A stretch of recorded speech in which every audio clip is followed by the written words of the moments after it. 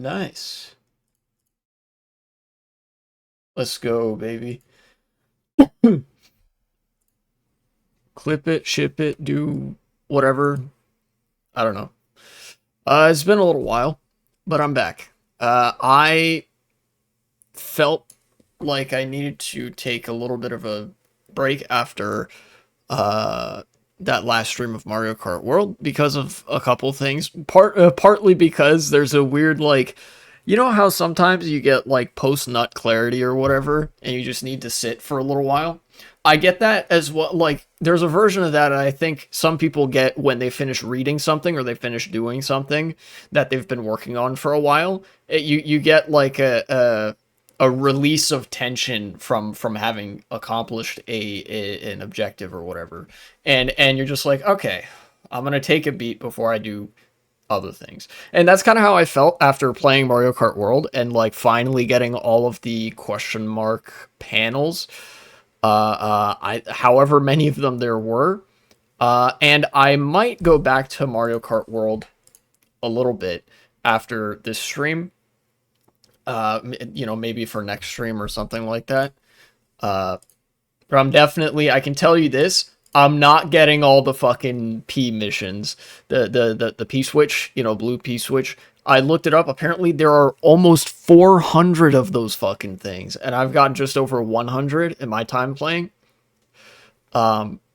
Yeah, I know what you mean. It's like how you feel like you're dissociating from reality after a 6-hour drive. Real Cryoraptor, welcome back. And yes, that is basically what I mean there. Yeah, I feel like if there's any way that I want to like fully wrap up Mario Kart World, it would be through probably me driving around. Instead of getting the question mark panels, I would probably do something along the lines of like driving around like across the environment in Mario Kart World to get the costumes for different characters, because I think it's like at most you have like 1 or 2 food items per region that unlocks a new costume, and that's something that you can do without stopping that frequently,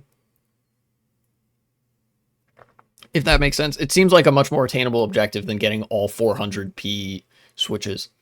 But for now, there's actually so much. There's a lot of there's politics happening. Nobody can believe this. Things occur in the world, and those events have like political implications to them, and that sort of thing. So I thought I would start actually with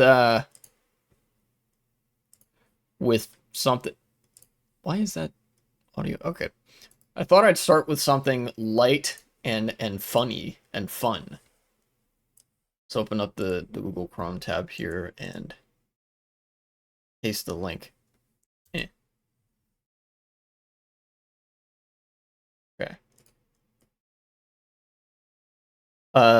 Now that Zoran Mamdani is past the initial like primary phase of the campaign trail, it's now he's now worrying about the general election, and he's continuing to campaign. You know, he's still on that grind. Check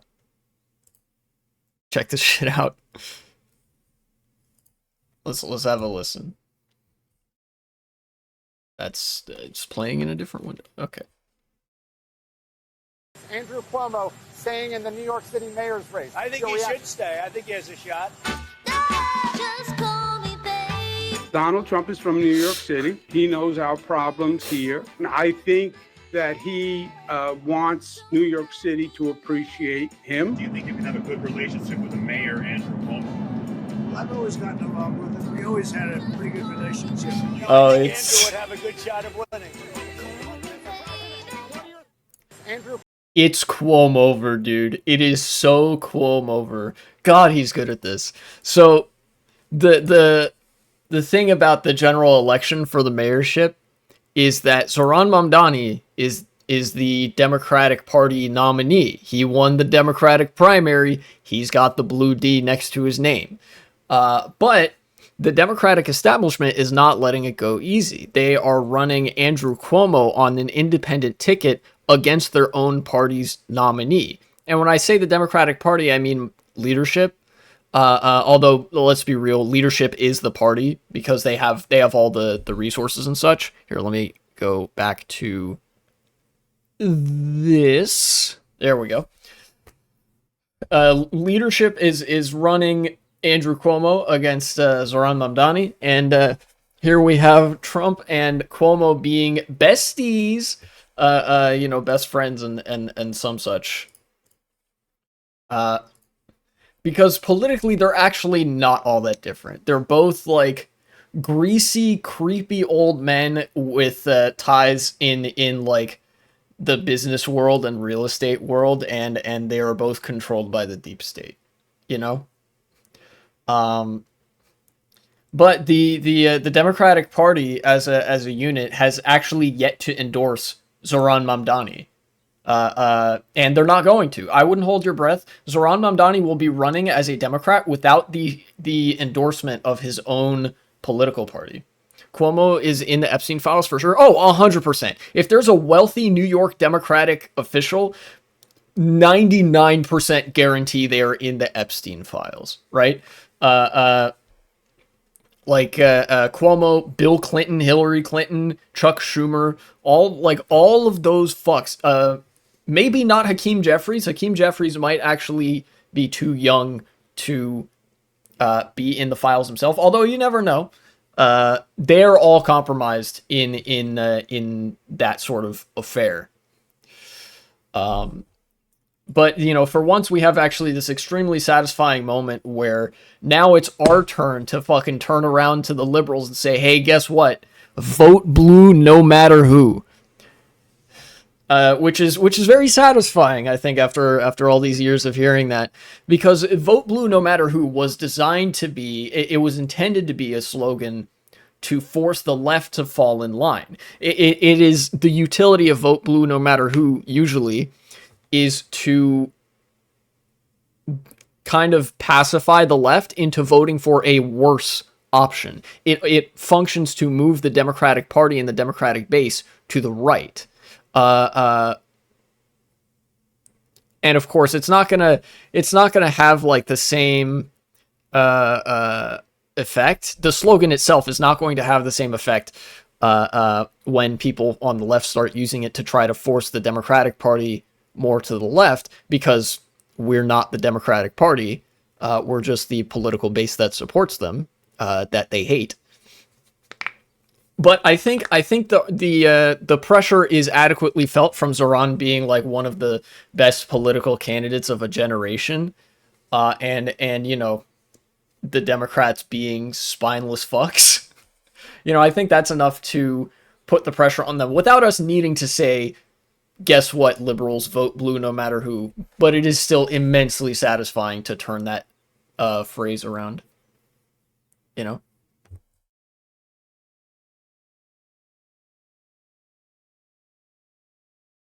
Oh, shit.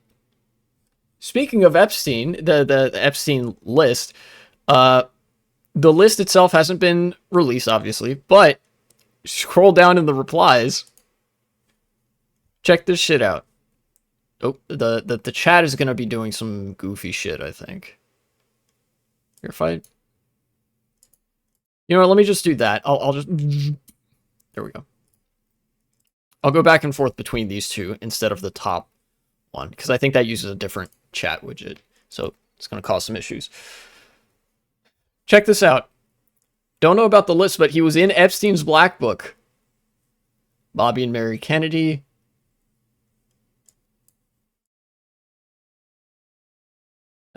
Kennedy, Cuomo, Andrew, and Kerry. There it is. This is a screenshot of the Black Book. This was released, actually, to the public.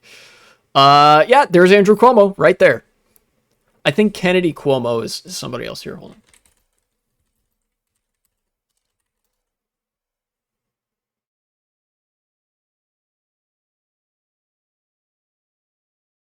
Yeah, that's somebody else. The Epstein list. This is not the Epstein list. This is the Epstein Black Book. This is, I think, people who have flown, if I remember right, okay? if I remember correctly, then the black book is just people who have been on Epstein's private jet, which did not exclusively go to Epstein's private island. There's a big overlap there, and to be sure, all the people in the Epstein black book are still implicated with Epstein. But it's not quite the same thing. Oh, okay, yeah. Here we go. Andrew Cuomo and then wife Carrie Kennedy's contact information listed, among others, in Epstein's black book. There you have it. Democrats, Zoran could never. Fitting that you should say that. This is a reply to a Zoran Mamdani post about how Trump and Cuomo love each other. Yeah, so the Democratic Party has not endorsed Zoran Mamdani, and Andrew Cuomo is still with the backing of various donors and Democratic Party insiders, at least tacitly, is still running in the mayor's race.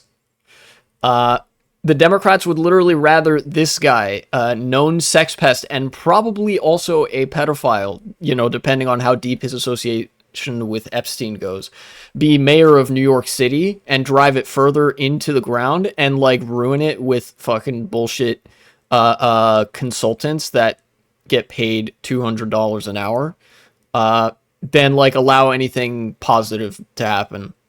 Like it's you don't hate them enough is what I'm saying. The Democrats are a thoroughly detestable political force, as of course are the Republicans, because let's be clear here. The reason we hate Cuomo is because he's part of the same deep state, the same establishment as Donald Trump that engages in pederasty, general sexual creepery towards women of all ages, and et cetera, et cetera. We all know what's going on there. But it seems like all roads lead to Epstein, but that wasn't even the point of me looking at this. The point of me looking at this was like, hey, guess what, liberals? Vote blue no matter who. Zoran has the Democratic Party label next to his name, and Cuomo is running as an independent. And check this out. He's best buddies with Trump. So.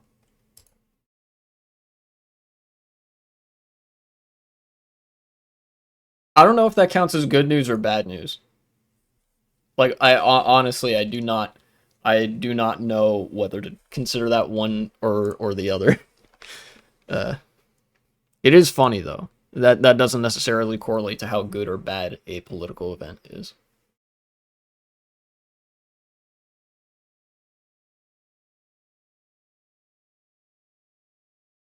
I saw it had been brought to my attention a few times as well. Just to pivot to another subject. Mehdi Hasan went on Jubilee. I will not be watching that, and I'm going to explain exactly why I'm not going to be watching that. You guys remember how I reacted to Sam Seder going on Jubilee? Because I think Sam Seder is great. He's extremely handsome. Any excuse to watch more of him, right? And you remember how poorly that went for my brain cells because of how monumentally stupid, dishonest, and like profoundly dysfunctional all the conservatives were that were there. In addition to the fact that at least one or two of the people that were debating Sam Seder there were on the Jubilee payroll and stuff like that. Jubilee is a dishonest, far-right propaganda onboarding machine that takes left-leaning people of renown and debases them to the level of platforming random no-name like conservative social media wannabes so that they can have an illustrious grifty career on the right and they produce some shit at the content mill that gets liberals and lefties mostly saying, wow, look how dumb these conservatives are. And as a result, the conservative movement gets stronger and more legitimized in the eyes of certain institutions. And the left gets reified in how dumb and evil conservatives are, which doesn't really move the needle for the left in any way.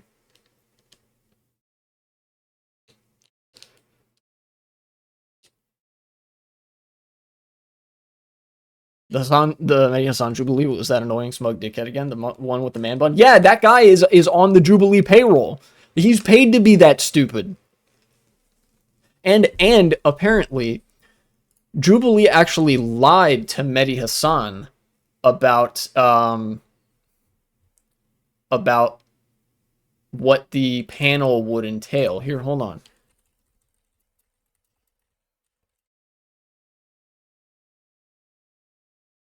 Let me see if I can find this. He's probably paid to be the token queer Republican. Oh, 100% he is.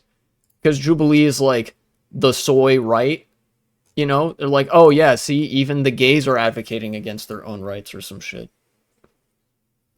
Here, hold on. That's what Forbes.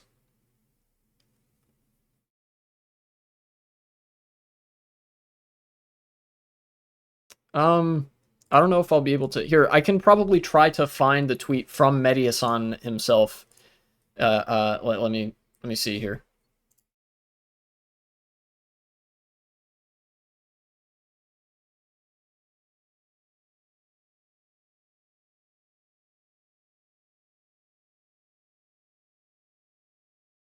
Saw a funny tweet. Someone saying the Democrats were specifically not saying Bill Clinton was on the list.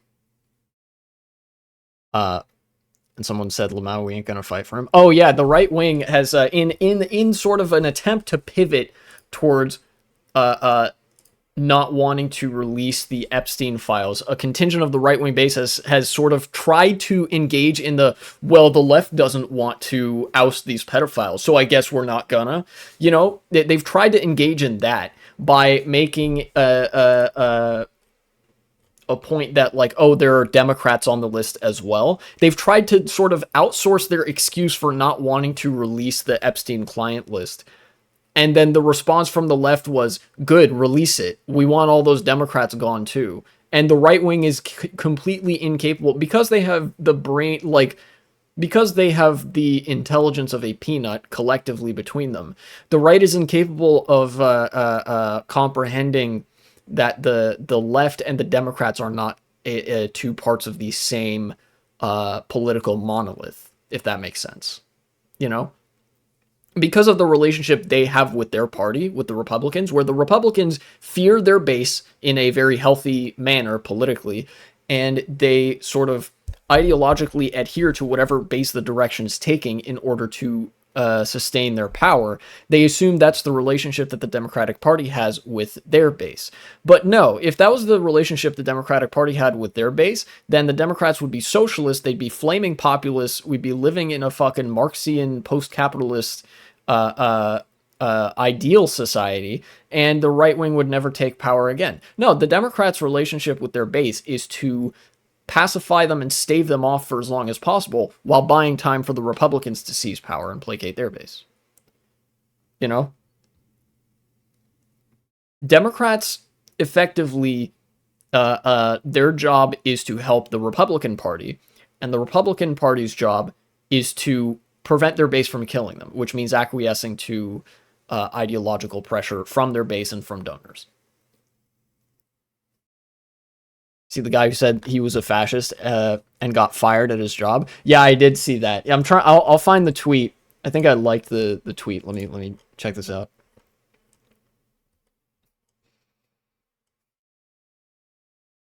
Here it is. Let's have a look.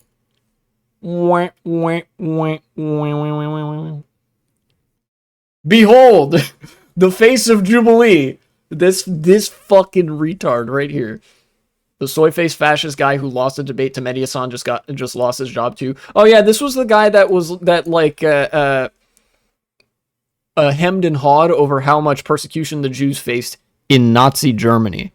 I remember seeing a clip or two from the surrounded panel with Mehdi Hasan, and they were talking about, like, well, he said, like, oh, I'm fascist.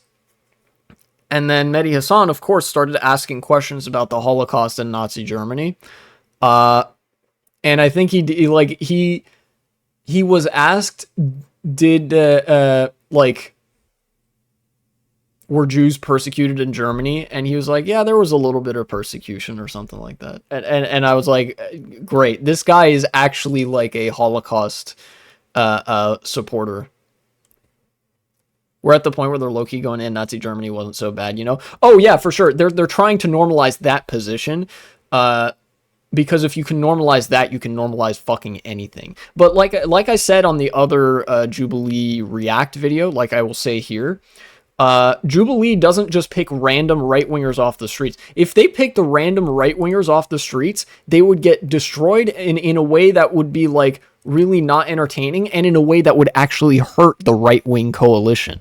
You know, if you got random, like, MAGA Trump supporters and put them in a room with Mehdi Hasan, they would be less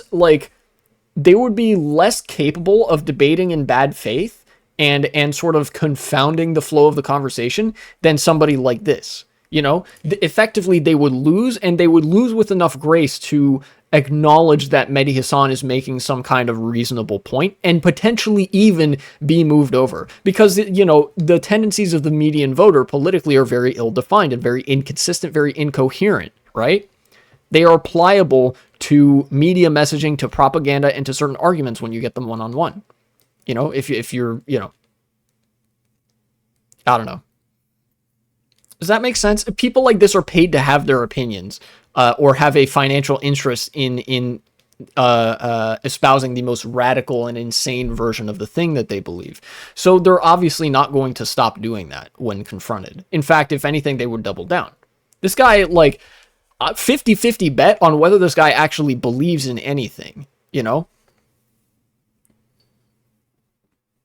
Basically, these people are all soy and they're fascist for content. Whereas your average person is fascist just because of how incoherent they are. Let me see if I can find the Mehdi Hasan tweet. About, like, him being lied to.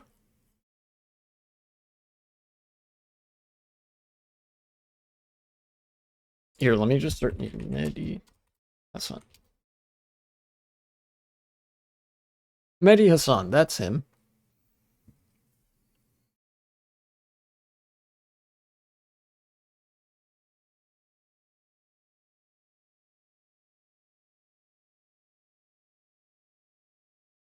Where was the God dang it. I'm not going to be able to find it, I think.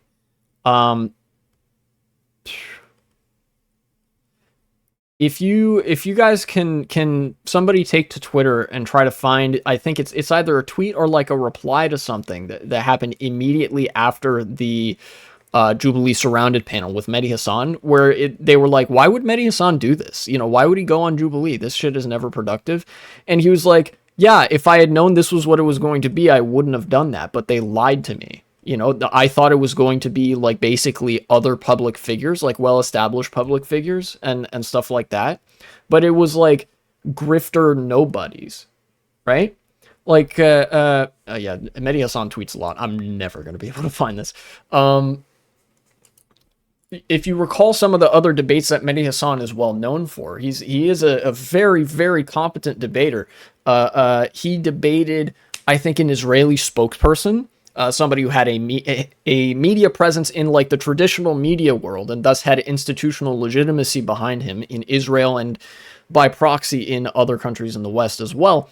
And he also debated, I think, Victor Chow was his name? Victor... That is not Victor. That's not who I'm thinking of. Wasn't Victor Chow. It was Victor something. He was a... his name was Victor, I remember that, and he was a spokesperson for China. He was a high-ranking member of the Chinese Communist Party. Again, like a public-facing figure that's part of the traditional framework of media and the state, as opposed to a sort of social media influencer, right? And in those contexts, Mehdi Hasan really, really performs well. And in fact, making your opponent look bad in a debate such as that, where you're up against a traditional political figure of renown, has some social consequences for their legitimacy and standing, however minor, right? People who are social media grifters can get owned all day, all the time, and it won't matter. Like, it genuinely will not matter because of how disjointed social media is and social media discourse. People can just be like, fuck it, I don't care. right? There's like a fundamentally different audience, I think, for the kind of debates that Jubilee has in their repertoire, and the kind of debates where there is a stage with a studio audience and a debate facilitator sitting between the two persons, guiding the conversation as it flows, right? Winning the debate on stage with a studio audience has more political consequences because that audience has been screened to be there. That's on network television. That's something that powerful people watch. And you're sitting next to a powerful person or somebody who has connections to those powerful people. People have to worry about institutional legitimacy and the reputation of the state or institution that they represent, which inevitably has ties to the state. What I'm trying to say is, debating a CCP official on live TV and making them look bad and having moments where they say some shit that makes the audience audibly gasp in horror has genuine PR consequences for the state of China. For like, and I don't say like, you know, state of China. I mean the state of China as in China as a state. And you know, for the CCP.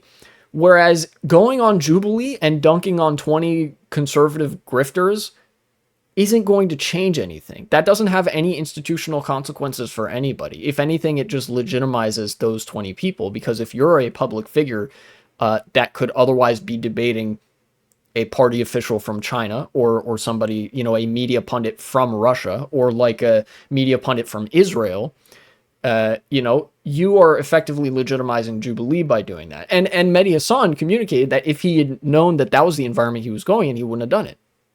Hello, Gotron. Welcome back. Does that make sense?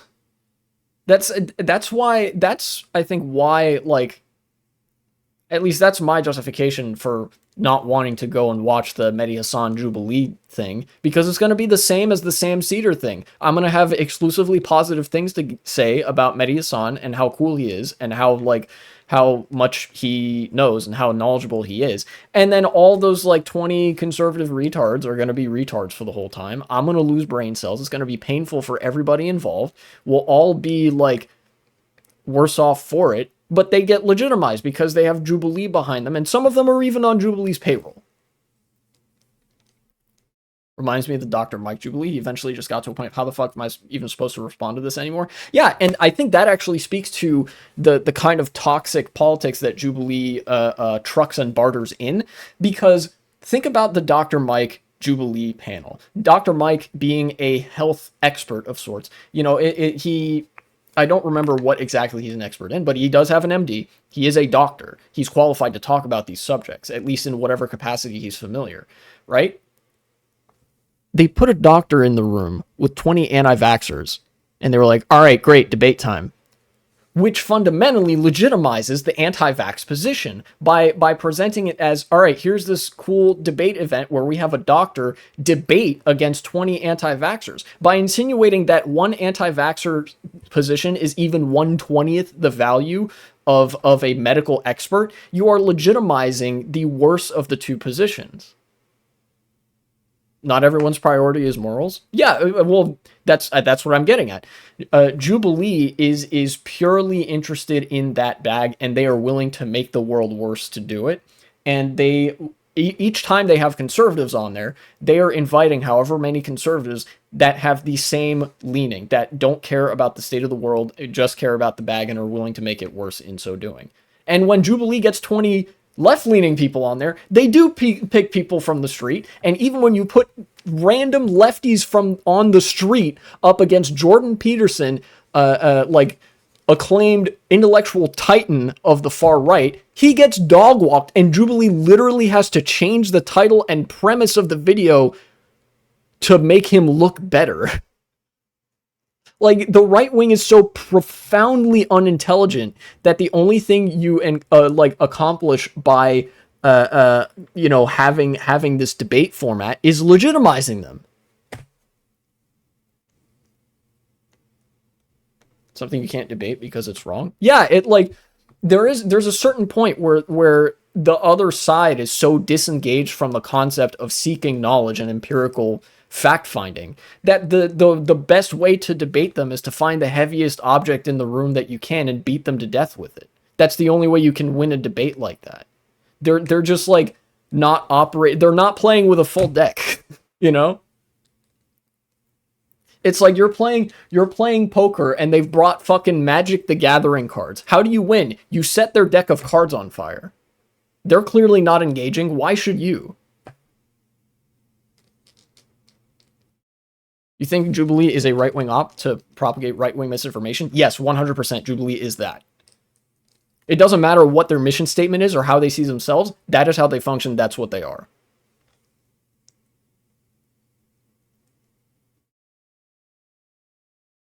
Just in the House introduce a potential constitutional amendment that allows the president to do 3 terms.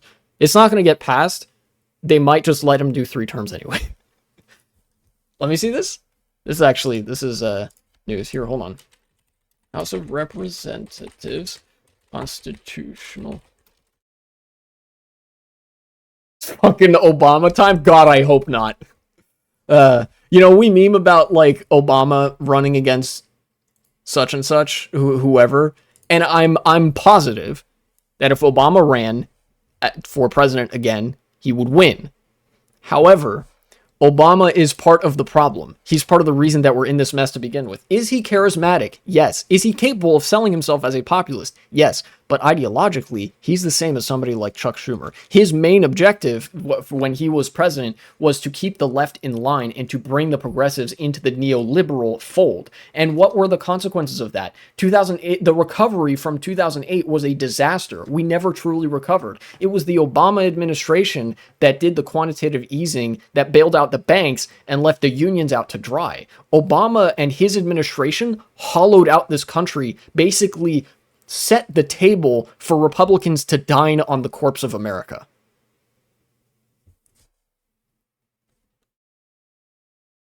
You know? But because he's charismatic, there are a lot of liberals that like him.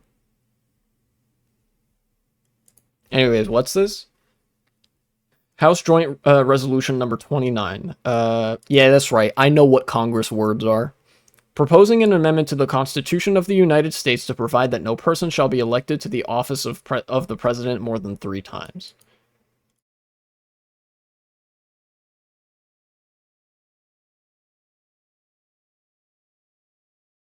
Actions?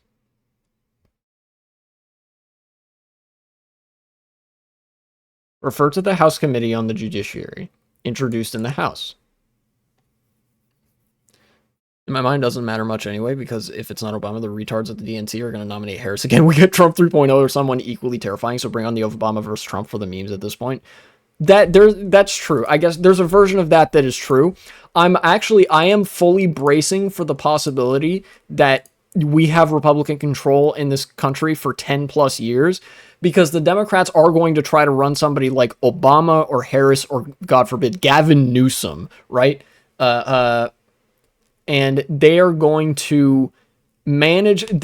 I genuinely feel like, and this could be my accelerationism talking, that if somebody like that, if one of the milquetoast centrist candidates were to run for president and win, it would be just competent enough of an administration to cover up the worst. It kind of paper over the worst damage done by the previous Republican administration, which would only then enable the Republicans more room to regroup, come back even stronger, and take power again. Unironically, I feel like in that position, it would be preferable for the Republican control of America to be uninterrupted so the country can collapse completely enough that there's no room for either neoliberals or fascists. Like, I'm getting more and more accelerationism pilled by the day. Like, legitimately, if it's not somebody like Zoran, then I don't care. You know? And I know Zoran Mamdani can't run for president, but, like, if it's not somebody of the ideological profile of Zoran Mamdani, Bernie Sanders, or somebody even to the left of that, because Bernie Sanders I don't think is mean enough, then I think that, like, it doesn't make a meaningful difference. You know? Kind of like, if I can, like, comparing it to other countries, right? It's kind of like the the milquetoast liberals in Germany or in like the UK, I guess. I don't know. The UK is, well, I don't know. Labor's pretty bad in the UK. Right? Liberals will do everything in their power to hide that person from you and everyone else. Yeah, of course. That's all the liberals have been trying to do since the days of Jimmy Carter. Labor or shit, yeah. So, okay. Proposing an amendment. Okay, so let's get this straight. I can explain what this amendment is, why it is, as far as I know, not going to pass. And even if it passes, it still won't pass. I'll go through it step by step. This is a House joint resolution, which means they have to pass it through the House, and then it'll go to the Senate, and they have to pass it there. And then I think it has to still be signed by the president, but even if it goes through all of those stages, then what happens is they are proposing an amendment. This resolution is to propose an amendment, not the actual amendment in and of itself.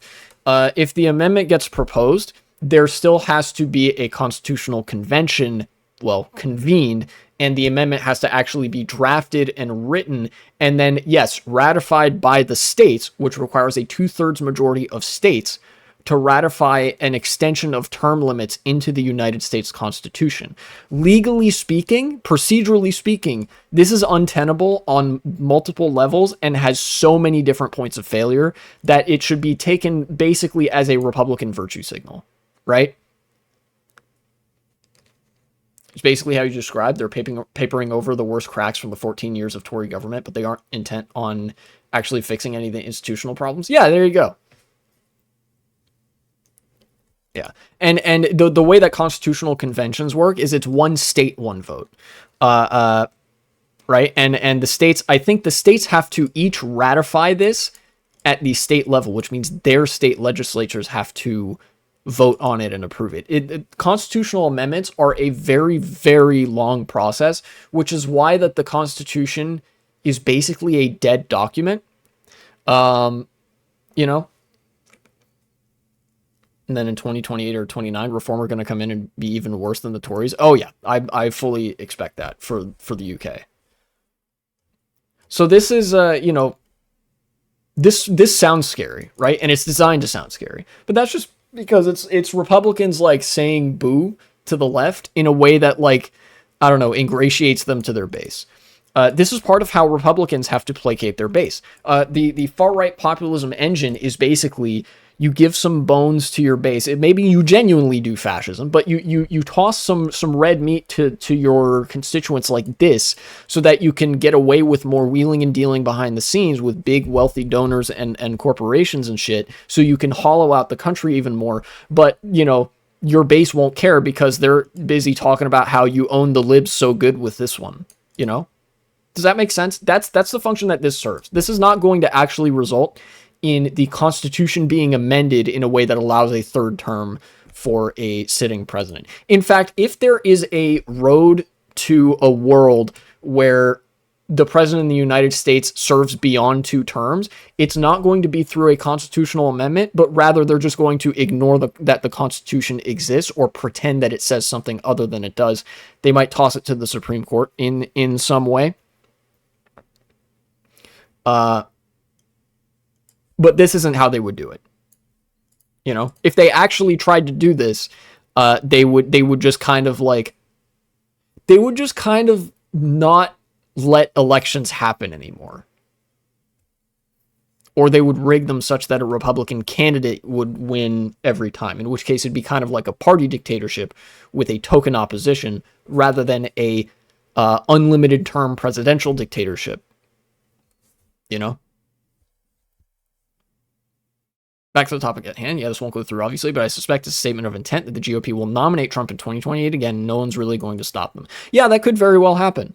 There's plenty of time between now and 2028 for them to manufacture some kind of legal pretext if they feel like it, by somehow getting this issue in front of the Supreme Court, where the Supreme Court, being good little dogs for the fascists, will of course, dutifully rule that, actually the president can serve more than 2 elected terms or something. Maybe they'll just get rid of free and fair elections and be like, see, the president was only elected twice. That doesn't mean he can't serve more terms. Something like that. And that could be a way that they do that.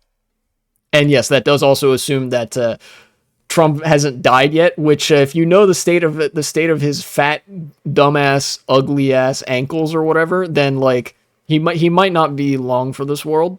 But again, that's kind of the relevance of how I think the Republicans probably want to do more of a party dictatorship rather than a presidential dictatorship.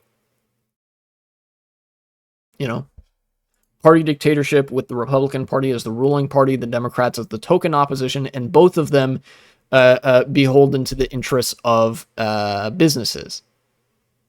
You know?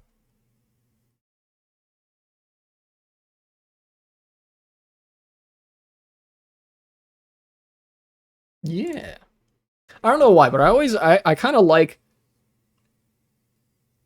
when there's an opportunity for me to explain politics in a way that elucidates some of the procedural like bullshit that politicians engage in, to be like, oh haha, we're doing this thing and it's like never gonna happen. Kind of like Russia, where they have different parties. Kind of like Russia. There are genuinely like different splinters and parties and political factions in Russia that have different interests, but there's enough of enough of the political spectrum is captured by the United Russia Party or the United Russia Coalition or whatever, and Putin's government, that it doesn't really matter, you know? More or less like a corporation. Sometimes the face changes, but everything else remains constant. Exactly. It is like that. You know? It's like a fucking...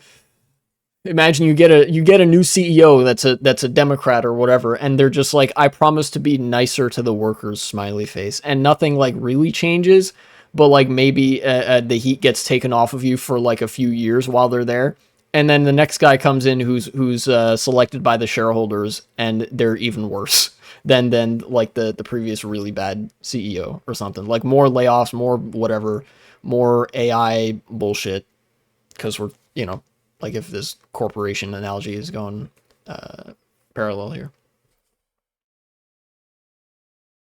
That's the kind of situation that the United States is in, and I think it's because of like, it's because of the U.S. is a liberal democracy, and this is an inevitable point of crisis for liberal democracies. And right now there's no political force proposing to truly transcend that crisis by transcending the system. Or at least like starting to, and when I say transcending the system, it's not something that you can really do all at once, but there are a number of like systemic issues that are all addressable that don't get addressed because it would be contrary to the interests of powerful actors within a certain system. You have to be willing to ignore the interests of capital, the interests of like pro-capital super PACs or whatever, or like the right-wing political parties. You have to be willing to be like, yeah, all of you evil, you are like all evil dickheads and I don't care, and you are all going to be rotting in prison soon enough. We're going to start actually addressing the underlying inequalities and issues that are causing life to be miserable in this country. The people will love us for it. We're going to propagandize about these issues so that people will know about it, etc., etc. It requires a degree of realpolitik that the Democrats obviously aren't willing to engage in because they're compromised by the same set of interests. Thing is, whenever an opposition politician gains too much ground in Russia, they happen to fall out of window or get arrested and then mysteriously die of pneumonia in prison. Makes you wonder if Mamdani is going to mysteriously fall out of a window at some point. People have raised such questions. I don't think that's actually terribly likely to happen because of how, like, because of the kind of state that the United States is. Russia is controlled by oligarchs in such a way that there's not an illusion of democracy. There's no expectation there that wouldn't happen to an opposition politician, if that makes sense, right? There's no like long-standing established expectation that like, yeah, opposition to the ruling party is just literally not allowed. The Republicans haven't been able to take it that far yet. One of the advantages of a liberal democracy is that there's considerably more to erode away before you get to that point. And yes, we're already at the point where people's social media profiles are being scrutinized when they're entering the country, and that is determinative of whether they are allowed to pursue work here.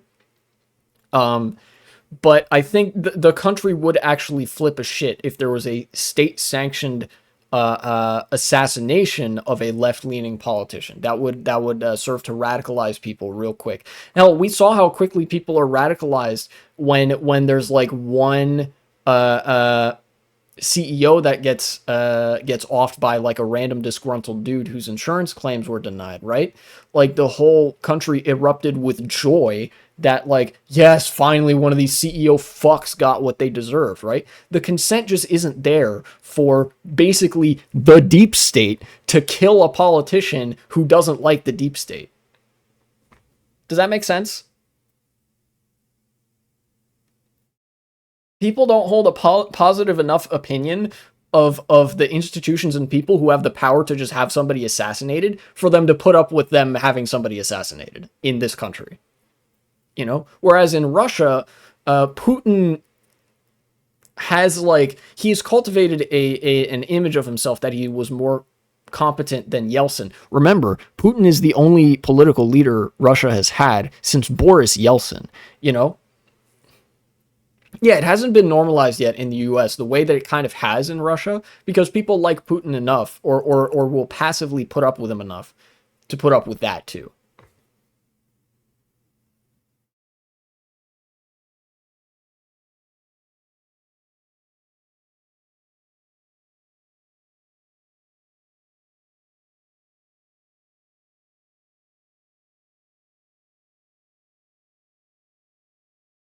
Um,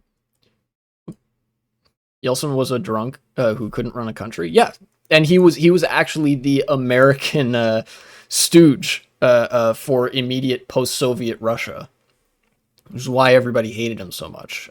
You know, we hollowed out Russia pretty fucking bad. It's safe to say that a lot of the things that Russia is suffering from right now are the fault of the West.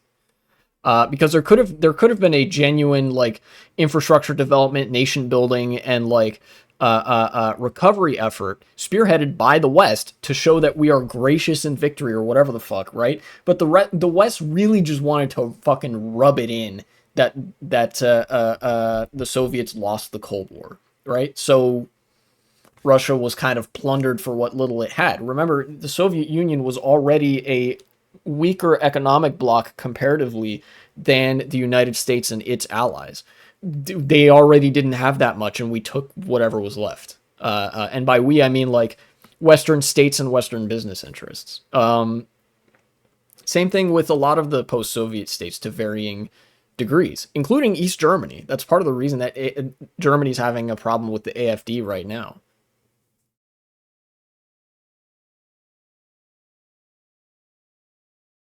Now what I want to look at is actually something before we get to the whole ordeal with, well, more of the ordeal, I guess, with Epstein and some other stuff. I might want to look at some hopium. Can we do that? Can we have a little bit of hopium? Just a little bit. Aside from, you know, Zoran Mamdani being really fucking good at what he does, which is always cool. Yeah, let's do some hopium. Check this out. Belgium, and this is breaking news from, when was this posted? This is July 21st, so 2 days ago. Belgium arrests Israeli soldiers for Gaza war crimes. Shoutouts to Belgium. You know, they have trouble getting a functioning government put together, but they can agree that the IDF is composed of war criminals for the most part, you know. It's like the fucking, from Full Metal Alchemist, the two muscular guys, or just from Commando with Arnold, Arnie, and like the CIA op, like doing the really muscular guy handshake, and it's like all the different political factions in Belgium, and like the shaking hands is arresting Israeli war criminals. Belgian police arrested and interrogated 2 Israeli soldiers at Tomorrowland Music Festival following a legal complaint by the Hein Rajab Foundation and GLAN. The 2 were released, but a criminal investigation is now underway. For the first time in Europe, Israeli suspects linked to crimes in Gaza have been subjected to formal arrest and questioning, said the groups. We believe something important has begun. See also, okay. And that's about it. That's the long and the short of the story. Yeah, this is genuinely it's the first instance of Israeli soldiers being arrested for the war crimes they've committed in Gaza. And yeah, public opinion has, like, for a long time. I remember doing a few videos on this subject as early as a few months into the genocide in Gaza. It was pretty damn clear that the public opinion was already turning against Israel. Even in the United States, just a couple short months after, most people were more so sympathetic to Palestine than Israel. It's just the governments of the world that have been resisting that urge because they, the nation state is a fucking frothing at the mouth, insane creation of frothing at the mouth, insane people. This, I think, represents a shift in opinion that is strong enough to get states to go along with it. And we've seen some beginnings of this development. We've seen with Spain, with Sweden, with certain European countries being willing to recognize the statehood of Palestine, or recognize, as a statement of intent that Palestine ought to be a state. But now we're getting states that are willing to arrest people for suspicions of war crimes. Bogo's Binted, welcome. Your listening comprehension skills may need work. There was a criminal complaint filed against them, and now they've been arrested, but then released, and an investigation is underway for war crimes that they committed in Gaza. Here, in fact, there's a link right here. Let us find out what they were guilty of. I'm sure it was like shooting a toddler or something.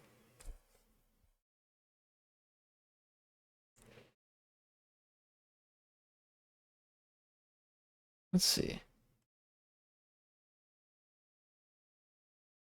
And Rajab Foundation. Belgian federal police have arrested and interrogated 2 Israeli soldiers credibly accused of war crimes in Gaza. The action came in response to an urgent legal complaint filed by the Hein Rajab Foundation and the Global Legal Action Network earlier this week. After being taken into custody, they were formally interrogated and released. The Belgian Federal Prosecutor's Office has confirmed that a criminal investigation is now underway. Recognized jurisdiction. Credible evidence of international crimes must be met with legal response, not political indifference. Well, that's nice. Yeah, I guess it doesn't specifically say what war crime they were guilty of. Most Israeli soldiers, if you've seen the kind of stuff that is happening in Gaza right now, you would probably make sense that there's not just 1 or 2 kind of offenses that your average soldier would be potentially guilty of from the IDF.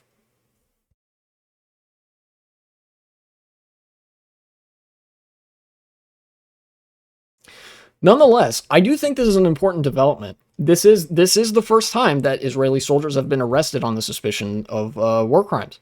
And if a federal prosecutor's office is actually investigating them, is picking up this investigation, then I think it bodes well for the possibility that Israel could be more and more isolated from the rest of the world, which ultimately is something that we want if this genocide is going to come to an end, if they're going to not be able to follow it through all the way, if that makes sense. The deep state associations between America and Israel run so deep that there's likely no immediate or even intermediate future where Israel is like cut off from that kind of support. But it is possible for them to become a political liability at the very least. Given the IDF are a terrorist organization carrying out a genocide, I welcome the arrest of anyone suspected to be affiliated with the IDF. I mean, we arrest everyone suspected of being an ISIS member. The same should apply to the IDF. Yeah, unironically, I think that is the most defensible position to take in a situation like this. The IDF as a unit, as an organization, as a military department in Israel is charged with well, charged with, not in the criminal sense, but their job is to carry out certain objectives on behalf of the Israeli state. And their objective is to wipe out the population of Gaza, which entails war crimes, is itself a war crime. It is the crime of genocide to annihilate, in whole or in part, an entire population of people by whatever means they are using, which they are using many: starvation, perfidy, mass murder, execution, that sort of thing, right? And so any soldier that's like following the orders of an organization whose aims are explicitly genocidal is vulnerable to that kind of prosecution. We established this in the Nuremberg trials, the Nuremberg defense, that soldiers were just following orders. The prosecutors and the judges, or I should say the judges, ruled that doesn't pass the sniff test. That doesn't pass the legal sniff test. Just because somebody told you to do a war crime doesn't mean that you had to then go and do a war crime. And it also especially doesn't mean that you are free from culpability of those actions,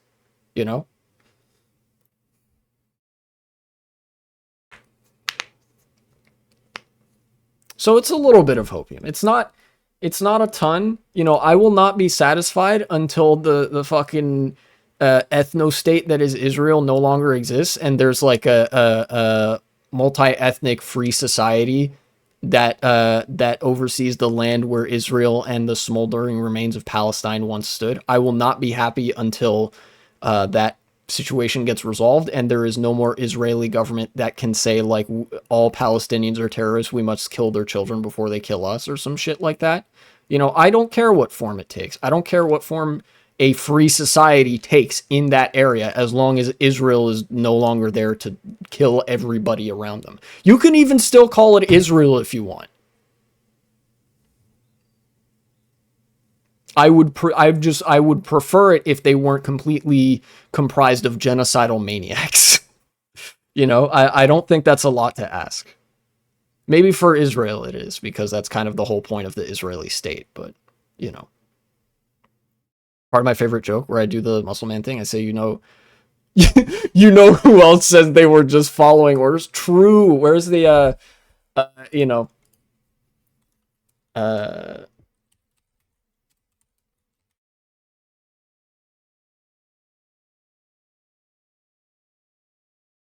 here, it's fucking, where's a better image? It's this image. I don't care about this article. I don't know what it says, and I'm not gonna read it. It's like this image, but like we were just following orders, and then it's like Israel over here and Nazi Germany over here. Classic.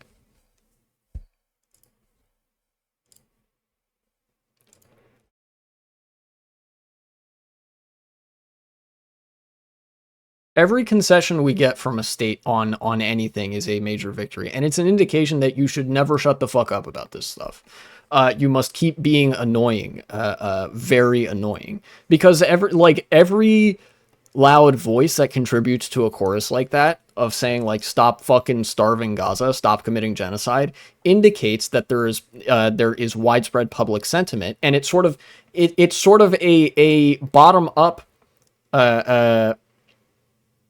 effort of manufacturing consent, which is something that usually has to happen from the top down, because the positions they're advocating for from the top down are so heinous that they require complete control over society in order to normalize them. But the other way around, when you're advocating for something good, you face a lot more institutional barriers, but it's still perfectly feasible over time to normalize a set of positions. The set of positions in question here being that genocide is bad and ethno-states are bad, actually, so we shouldn't do either of those things. And Palestinians should live, actually, because they are humans. Very radical positions to take.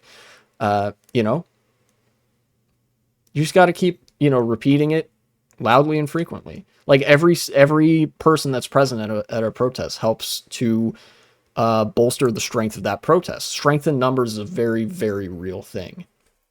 Because humans are social creatures, and when there's such an overwhelming chorus of people who have a given opinion, then people are subject to certain group-oriented biases. They will suppress opinions that don't align with that group. You know? That's how social norms work, right?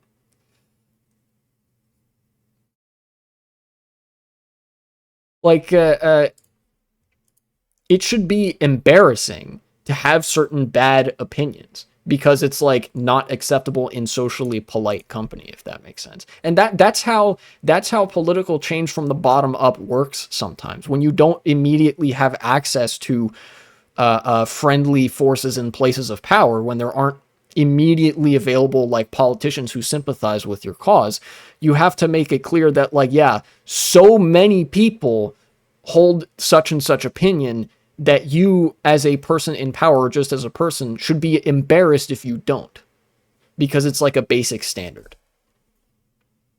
And again, this is just basic like manufacturing consent for a given position or set of positions.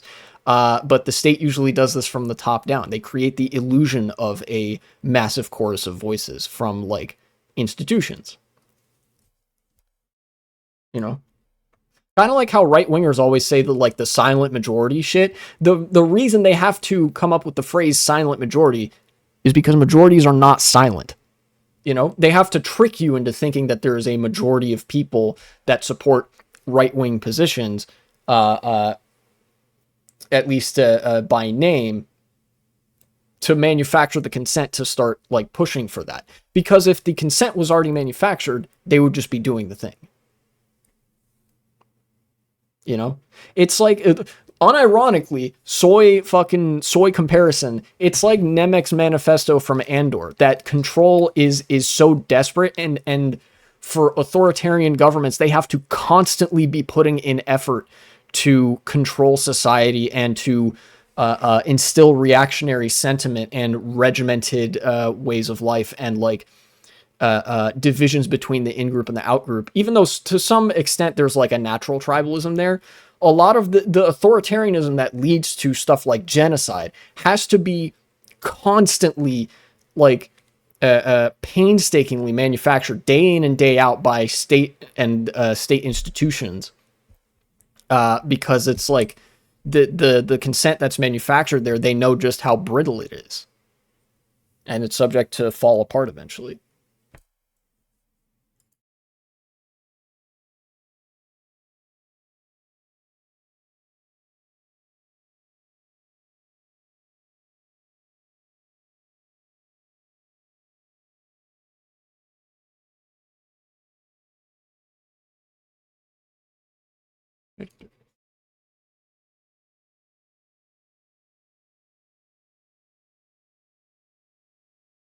What am I thinking of?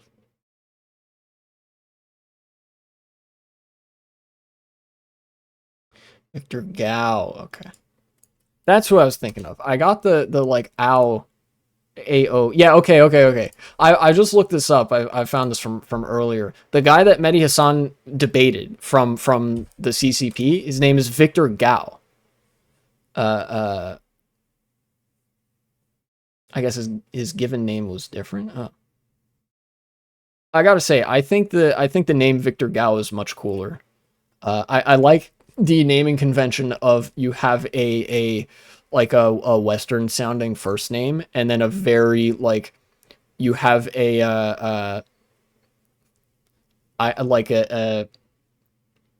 East Asian last name, or Western first name, non-Western last name. I think that's just such a cool naming convention, especially, you know, because you get people like Jackie Chan, John Woo. Film directors particularly were how I was exposed to this, you know, watching Jackie Chan movies and John Woo movies.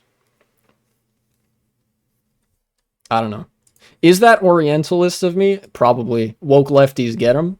He's doing the Orientalism bit. I just think those names sound cool.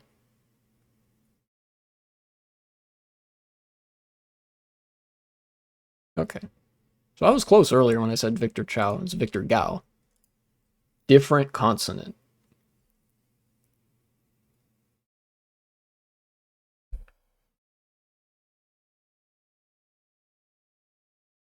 Anyway, speaking of powerful people and institutions of power, what a segue. Let's fucking do it. We're going back to Epstein. All roads lead to Epstein. Fuck it. From Newsweek, you know, Comrade Newsweek, the most comradely newspaper that will acknowledge that, like, certain things do in fact exist instead of saying, like, fuck you, shut up, having debt is great, actually, but also there's no debt crisis. Anyways, yeah, Mike Johnson shut down the House of Representatives to avoid voting on the Epstein files. Like, straightforwardly, he just did that.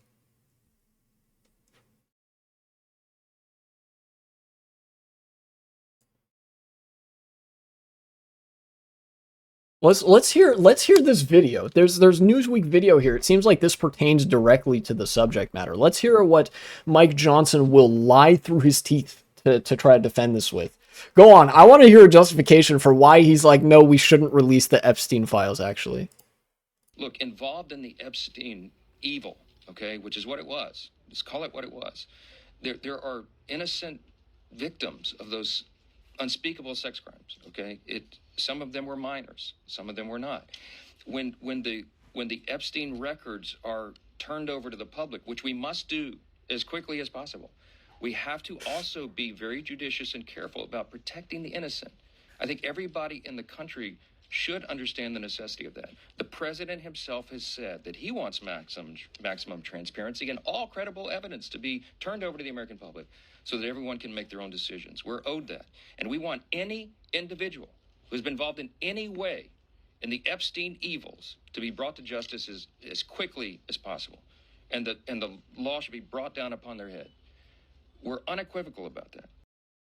Interesting. Okay. So you guys probably saw at the beginning, he took the same line that Tim Pool took, which is we shouldn't release it. He implied the whole we shouldn't release the Epstein files bit because he's shutting down Congress so they don't vote on it. Because there are victims in those files and they would be like re-victimized or whatever. Actually, there's child porn in there. You're going to release all that child porn to the public?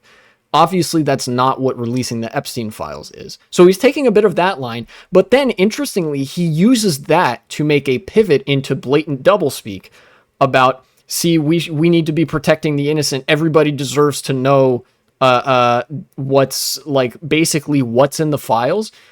But he doesn't mention the files. You notice there's subtitles here. And he doesn't say the word files again. It's like a rhetorical sleight of hand.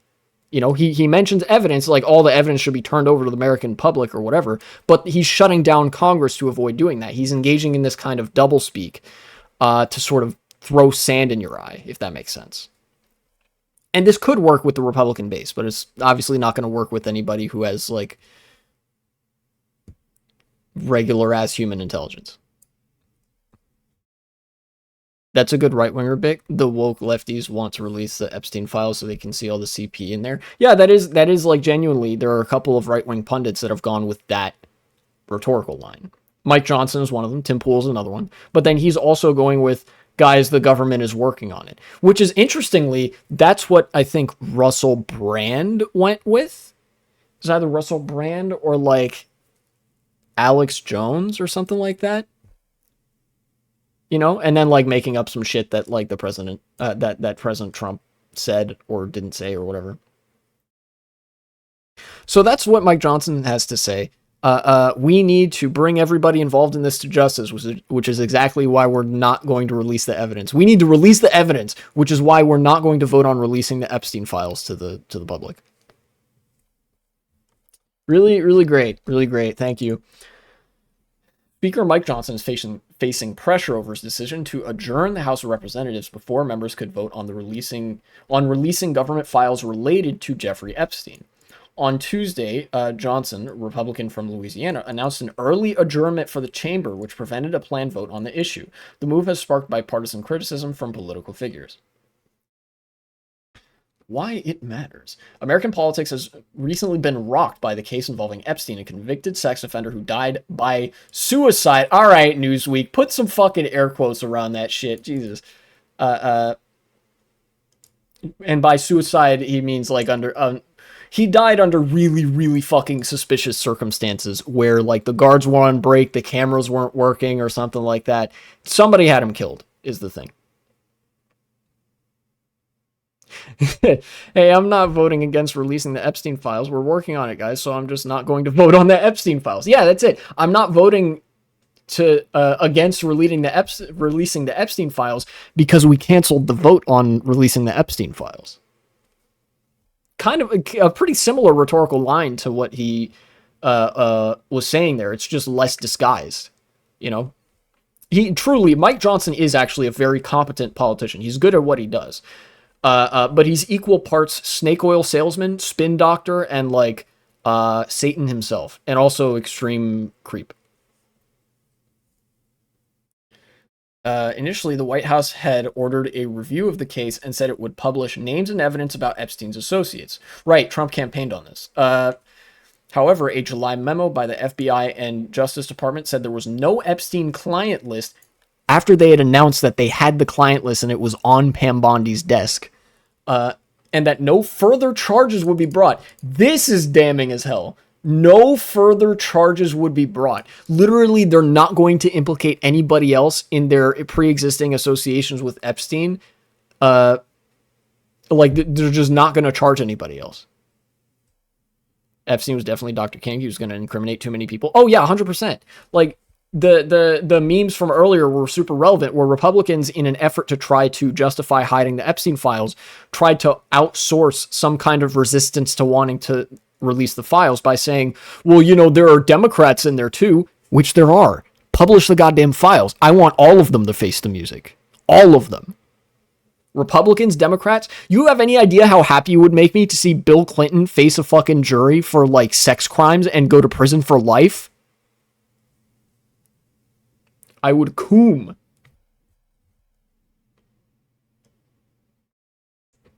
The announcement triggered a backlash among those who had called for more transparency about the case. Indeed, it did. Democrats had planned to stage a vote bringing the legislation to the floor that would force the release of the Epstein files. I think this was Ro Khanna's effort. Ro Khanna was doing that. Credit to Ro Khanna, by the way. Him and, of all people, fucking Thomas Massie are still trying to get the ear of media outlets to talk about how we need to release the Epstein files. In fact, they were still trying to do that in Congress. I believe that's why Mike Johnson actually shut it down. In forcing the House into recess, Johnson has halted legislative business until September, meaning no further legislative action can be taken on the Epstein files. The Speaker said there was nothing, quote, oh my fucking God. The Speaker said there was nothing time sensitive to work on and accused Democrats of trying to, quote, engage in political games. Yeah, the Epstein files, not time sensitive. I feel like you would only say this if you yourself were a pedophile. Like, there'll always be pedophiles out there. Don't worry about prosecuting them. Epstein, oh, never mind. I read that message already. My eyes were playing tricks on me. I thought the chat was scrolling when it wasn't. Is their game plan to wait until the statute of limitations expires? That's way funnier than what I was going to say, but, like, yes, a version of that. Basically, I think what Mike Johnson is doing, this is kind of desperate, but I'm a little bit afraid that it might work, which is, again, why we need to never shut the fuck up about Epstein. We need to yell and be extremely obnoxious about that shit. I think what Mike Johnson is trying to do here by calling a recess until September, the immediate effect is obviously it buys them a couple months to come up with some new shit to spin about it. So to come up with some new rhetoric to peddle to people to try to get their base to fall in line so that they can push this shit under the rug and continue, you know, fucking little kids on Little St. James. Another thing that this serves to do is basically run out the attention span of Americans. Slow-mo XD. Oh shit, it's been a while since I've seen you. Gay communist. That is me. Another thing I think this serves to do, Mike Johnson shutting down the House of Representatives and canceling legislative business, is to try to run out the attention span of the American people. Basically, you remember how Democrats, when they were campaigning for president in 24, they were so fucking callously like, and people will forget about Palestine. Like when people were making a big noise, like when people were protesting and stuff about Palestine when Joe Biden was president, the Democrats were like, they'll get over it, basically. They'll forget about it by the election. And then people didn't forget about it. I think Republicans are making a similar gambit here, where they're like, you know what? We're going to count on the fact that our base is going to forget about this. At the very least, our base is going to forget about this before September, before we reconvene. So we can just pretend that it was never an issue and just kind of shut up about it. Does that make sense? You won't be happy if you were in the East Communists' years. I think you need to work on your grammar skills. But that being said, no, I might not have been entirely... I don't think I would be necessarily happy if I were living in one of the Eastern Bloc states during the Soviet... the time of the Soviet Union. But I think genuinely there would probably be some ways in which my life would have been a lot better there than it is in America right now. You know? Maybe not in Russia, but maybe something in like if I lived in Poland or the Czech Republic or something like that. One of the countries that has like a very deep, very rich history and where towns are built at a human scale, something like that. I don't know. Stalin was a totalist, not a communist. Yeah. Yeah, no, I don't believe any of these states were socialist, let alone communist, but they called themselves that, so I engage with it whenever people bring it up. Anyways, what else is in this article? I know, obviously, it's not my native, so obviously I suck. It's all good. Look, I'm very forgiving, but, like, English as a second language, that shit is hard. Mike Johnson, sex crimes on Epstein Island were bad and we're working on it. Translation, I diddled kids on Epstein Island, and I'm scared of being the prison fish. True. They're never true communists. One day it'll be done right. It's that sounds sophomoric, and I think there's a version of that I might argue to defend. But ultimately, I think even if you could argue that, like, those states were socialist in some form, I would still argue that they were failures. But you know what they say about failure? It's the greatest teacher. Which means that capitalism is also a pretty great teacher. You know, it's just they were socialist in a very early context, if that makes sense. The socialist revolutions happened basically like during a very still very formative phase of capitalism. Keep in mind the industrialization of Russia happened post-revolution. Russia was not industrialized when the Bolsheviks revolted in 1917 and 18, I think. And of course, if you look at a textbook definition of socialism, where it is worker-owned and controlled means of production, by that definition, then no, none of the Eastern Bloc states were socialist. You know, and it's not really. I've come around to this position. I don't think socialism or communism is something you can actually do in the span of one revolution, the way that Russia and many of the Soviet bloc states did. If they had revolutions, right? Maybe in very ideal circumstances, you might be able to. And I do think that revolution would be an inevitable component of it at some point, just because of how harsh institutional barriers are to any of the perennial issues that capitalist political economy faces. But no, ultimately, I think that you build the groundwork for socialism and a post-capitalist society the same way that the groundwork for a post-capitalist, or not post-capitalist, post-feudal capitalist society was built back in the day, which is to say one reform, one law at a time, with the occasional peasant revolt, the occasional, upper middle class revolt, things like that.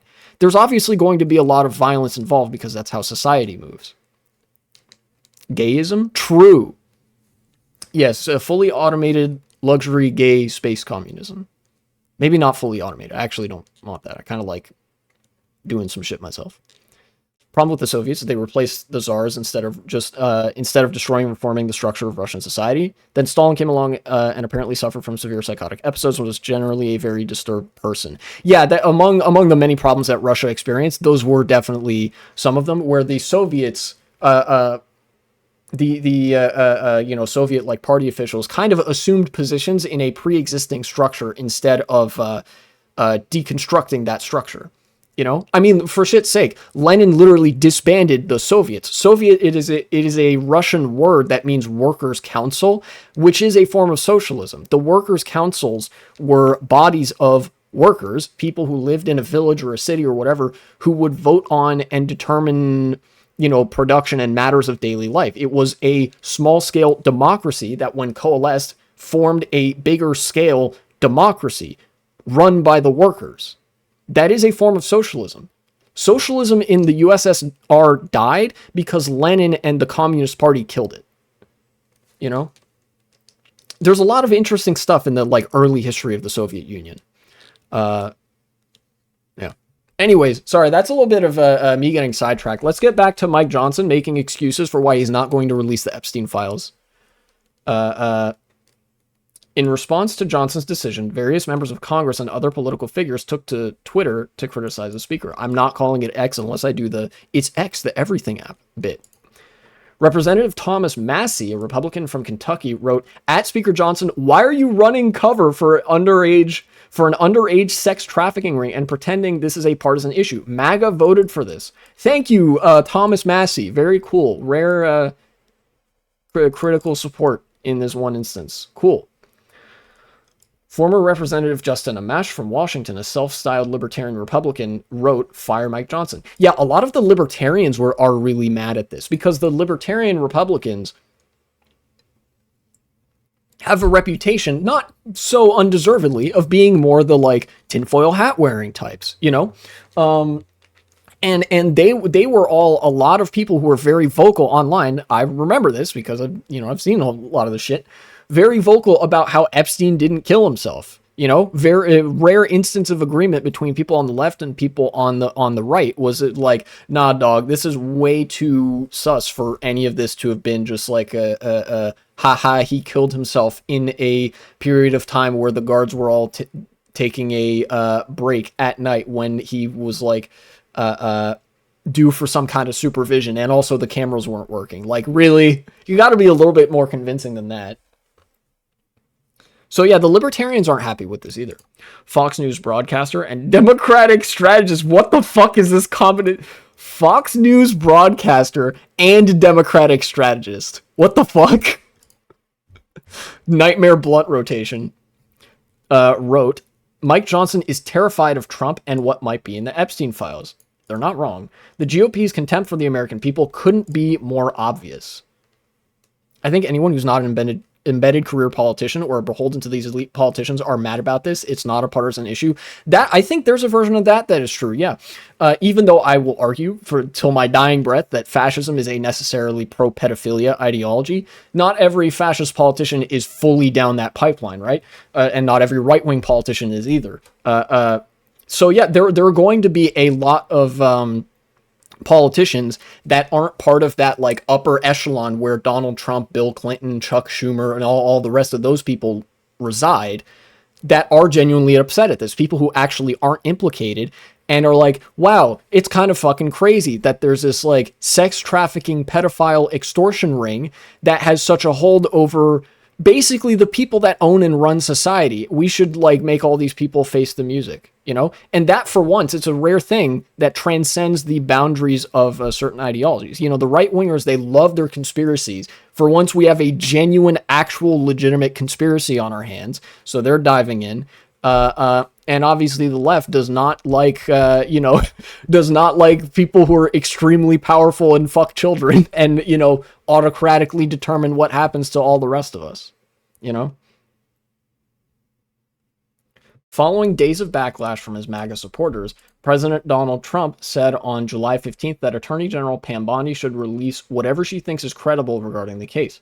He also asked the Justice Department to release grand jury testimony about Epstein. This is another gambit that I think the administration is running. The way this is worded, whatever she thinks is credible, implies that I think what they're going to do is try to release just enough to sort of placate the base without actually implicating anybody. They're going to try to release it without actually releasing it, and then, of course, this grand jury testimony, I think, is with Ghislaine Maxwell.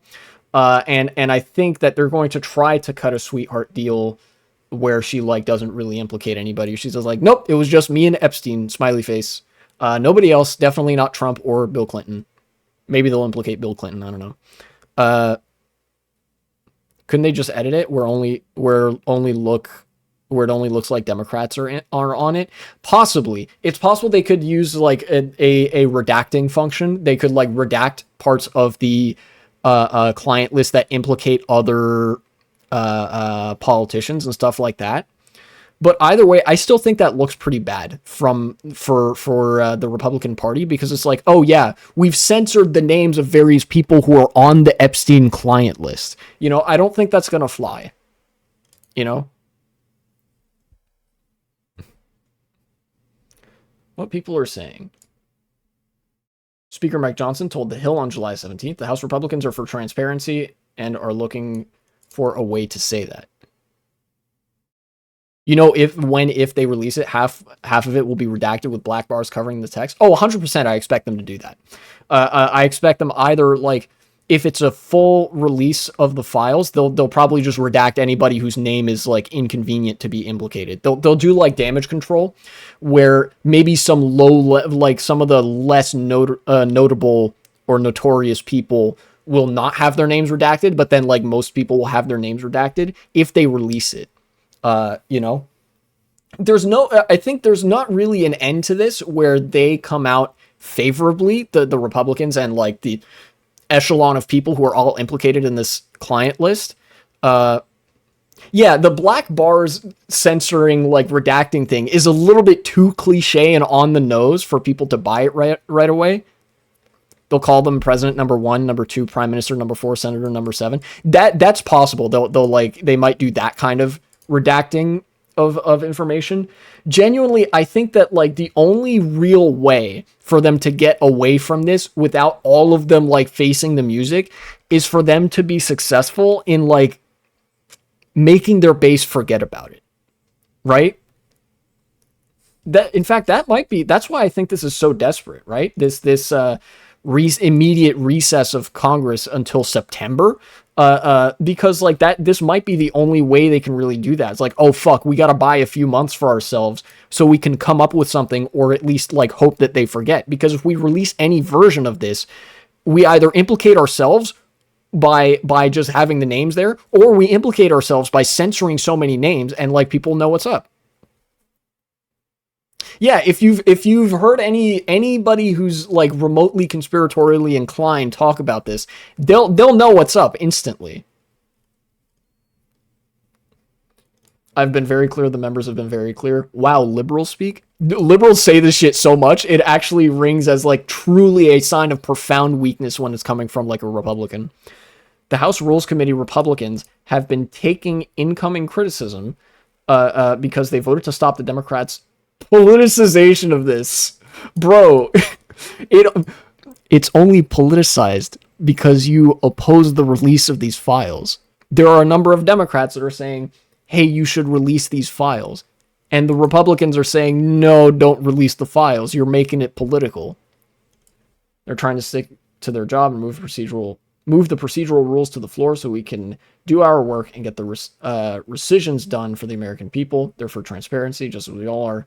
We're looking for ways to express that. That's all it is. That's all it is. Please don't ask any more questions about Epstein. He's really trying to pivot away from that. You know, God, it's got to be really desperate when the Republicans are retreating into like, you know, we've all been very clear on this, and then like deferring to rules and procedures. God damn, they're like shitting themselves over this. The House is set to reconvene in September. Deputy Attorney General Todd Blanche has requested the unsealing of transcripts from grand jury proceedings that resulted in indictments against Epstein and his longtime associate, the imprisoned British socialite Ghislaine Maxwell. I think this is another thing where they're trying to like give some kind of red meat that isn't actually revealing of anything, you know? Imagine they say you can't explore this. That'd be taking your ideology too far. Damn.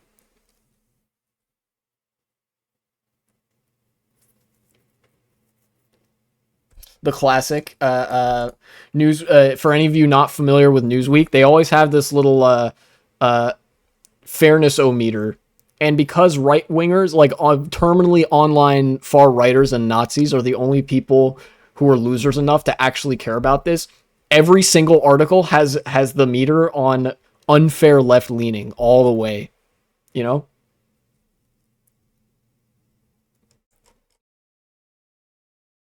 But, you know, they might be in for a shock when well, I imagine they've already been in for the shock, but, like, you know, reality is left-leaning. Hate to break it to some people out there. Literally optimize critical thinking. Oh yeah. Like Republicans have fueled like conspiratorial thinking with a number of other like rhetorical lines, but then the moment people are doing it for Epstein, they're like, wait, no, not like that.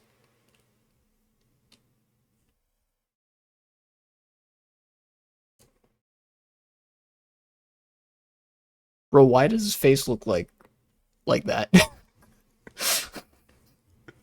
Why he look like that? Damn.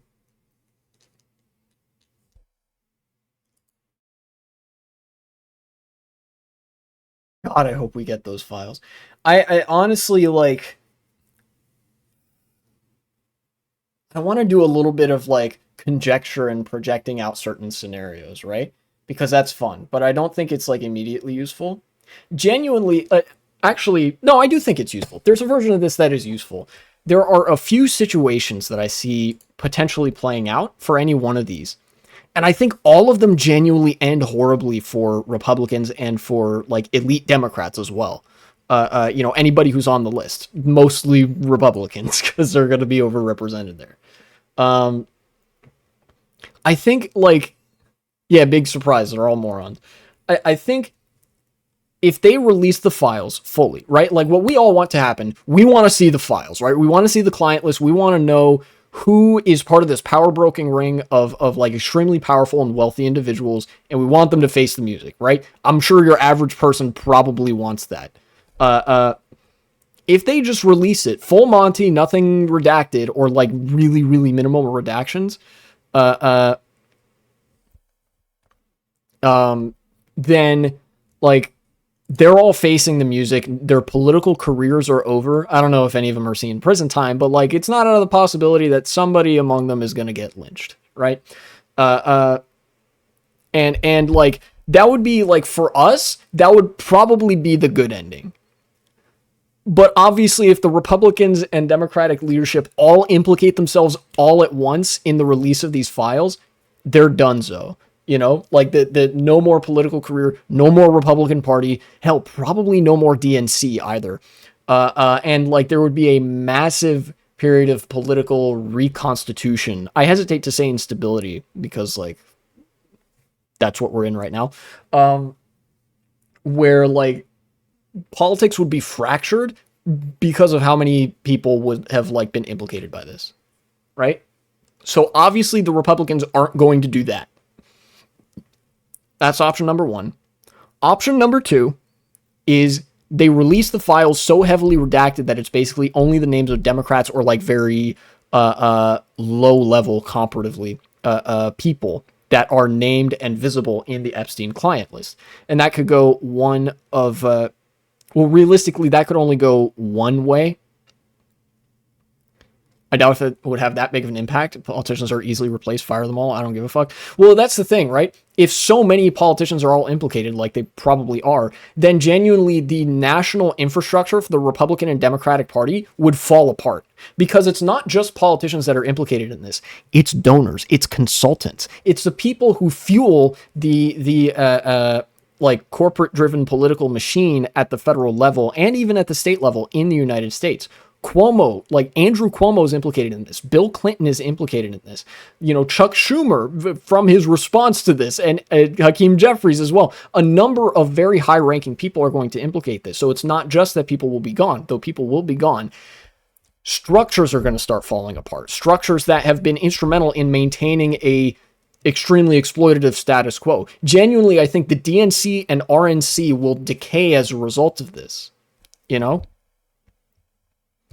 And then like what happens beyond that, I don't fucking know, dude. You know, like basically, if this gets released in any appreciable capacity, it would be the death of both Democratic and Republican parties at the national level. I think because of how many people are implicated, and because of how old the average high-ranking person is in both of those parties. What's stopping them from making a fake list and then releasing it?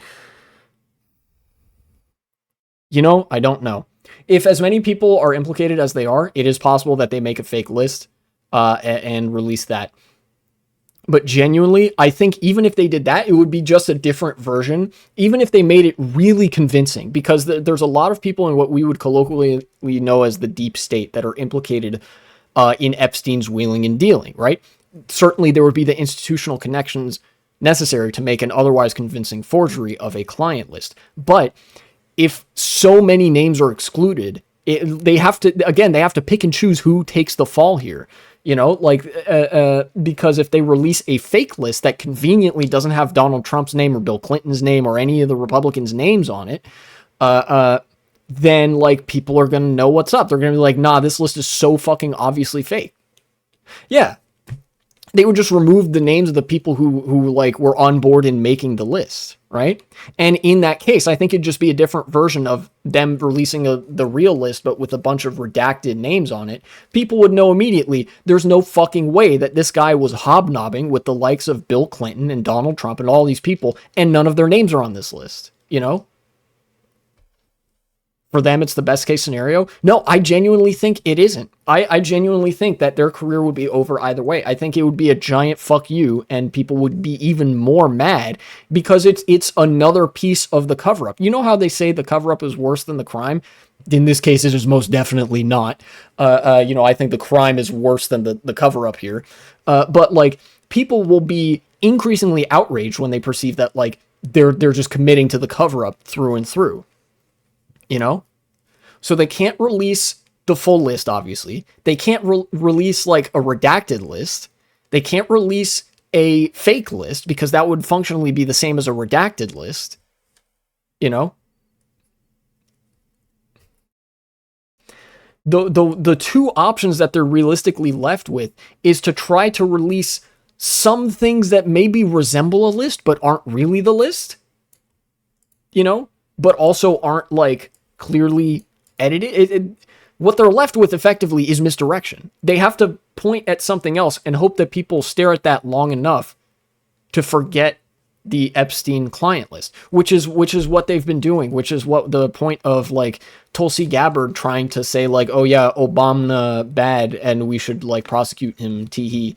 Like, that was the point of Tulsi Gabbard doing that. Or Mike Johnson, you know, canceling fucking legislative processes in Congress and saying we'll reconvene in September. I think this might actually be the only real option that they have if they want to, like, not release the Epstein list. I think all this coverage about this list is misdirection from something else. That's a line I can see them taking too. In fact, Nancy Pelosi already did this line, which is, guys, the Epstein list is a distraction. You know, it's possible they might try to turn it around and say, oh, actually, the Epstein client list is a distraction for something even bigger, and we're working on that. And then they just never produce anything. Maybe. Because look, if the likes of Andrew Cuomo are named in Epstein's black book, which has been released to the public, I think with a decent amount of redaction in there. If people like Andrew Cuomo are unredacted in the black book, imagine who's in the actual client list. You know? Donald Trump is going to be in there for sure because him and Epstein were best friends by their own admission. You know? Yeah, I don't know. I think this is, like, kind of a long shot from Mike Johnson here. Appropriate photo too. I've noticed that they always do this kind of, like, consternated expression or like this kind of expression when it's like this political leader is under a lot of scrutiny right now. I wonder if Tony Blair is in the files. He might be. He may very well be. I don't know as much about British politics to know whether Tony Blair would be implicated or not, but I feel like it makes sense for somebody like him to be implicated in those files, you know? I mean, shit, people like Noam Chomsky and Stephen Hawking have been to Little St. James. Fucking, you know, somebody like Tony Blair, the British equivalent of our Bill Clinton would only make sense. You think there's a physical list of clients compiled by Epstein? Seems like that would be too dumb for him to have a physical list with those names. No, I actually think that a list, it might not be physical, I don't know, but I think a literal list of clients would actually be very smart for Epstein to have, because he was in the business of power broking, right? It's, you know, he ran a you know, pedophile ring, but also it's an extortion ring. The way that an extortion ring like that works is that you are all engaging in some extremely heinous criminal behavior, and you, as the power broker, in this case Epstein, have a list of names of people that you are prepared to implicate if something goes wrong. Yeah, it was good for blackmailing purposes, you know? So you have to have that kind of list of people readily available, because that's what gives you power over other powerful people, you know? To have them all on a single list so they would all be exposed together. He could have had it in like a number of different places as well. Like, I don't, you know, I don't know the details of being a sex pest financier power broker, right? But like, I think it's like, it only makes sense for there to be a list of clients for like accounting purposes. If you're an accountant, like Epstein nominally was, a financier, you kind of have to have a master list of people that you worked with, right?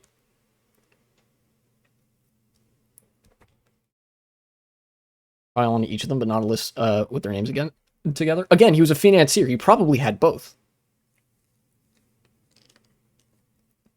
Yeah, if I were John Pedophilia, the most evil man on earth, right? And I was going to like do heinous crimes and try to get away with it, I would probably have as many things, like as many files around me as possible implicating like everybody I had ever met, you know? That's kind of how a power broking ring works. It's like each separate contingency, each redundant like implicating thing that you have is like extra insurance. Because like there's also there's the black book, right? The black book wasn't necessarily clients, but it was all people who had flown on the Epstein's private jet, the Lolita Express. You know, and that's like a separate level of implication. There's going to be some repeat names between that black book and the client list. If there's, you know, the master client list, right? Andrew Cuomo's in the black book. He would probably also be in the client list, right? Like, even for regular ass accounting purposes, like if you're, you know, even if you're not John evil shit Satan, right? If you're just a regular ass accountant, you probably have your clients' names written in more than one place. What if the file was damaged? Yeah, exactly. I'm just thinking, if the full list leaked, none of these powerful people would be able to help you.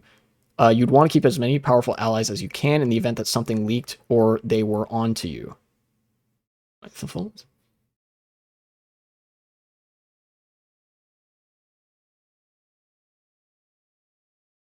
Or they was probably operating on the assumption you'd never be caught or held to account. Yeah, I think Bogo's been to address what you're saying there. It kind of, a real cryoraptor, that kind of helps to address that, I think. Because like, you like, first of all, obviously there's a lot of security shit that you would probably do if you were a power broker and had the list of a bunch of powerful people. Yes, if they get leaked all at once, you would like, they wouldn't be able to help you anymore, because that was like the power you held over them. It's kind of like insurance. That's your insurance policy. You know, what if you lose your insurance? I don't know, you're shit out of luck. It's kind of how it goes, you know? And I think also another thing is that, like, by virtue of them all being in one place, they have an incentive to protect you. And by virtue of the role of a power broker, the people who are on that list are also the same people who would be prosecuting you, in at least in part. They would be the same people with the authority to like bring the hammer of the law down on you if you were found out, right? So, and because if you are found out, they would also be found out. They now have an incentive to protect that information, to protect their connection to you as a secret. Even if it's an open secret, like with Donald Trump.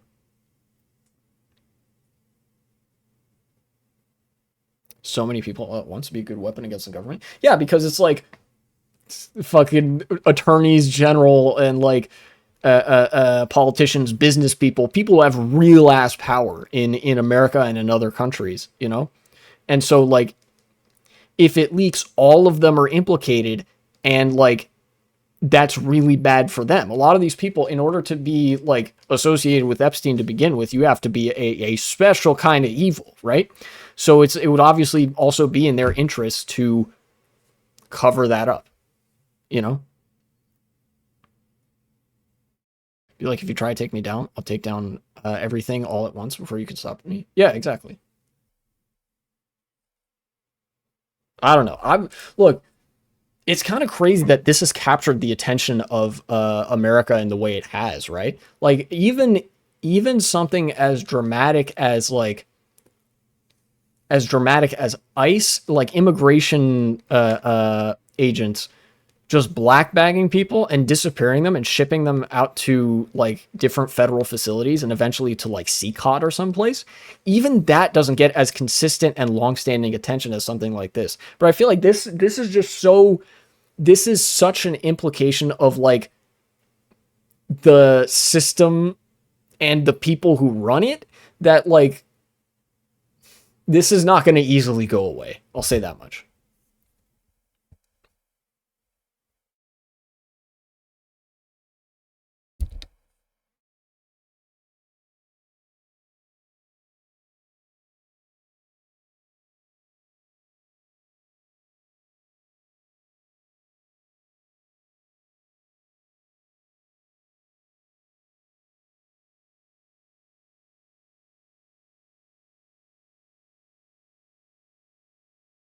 So anyways, like I said with any other political issue, you keep being loud and annoying about this, right?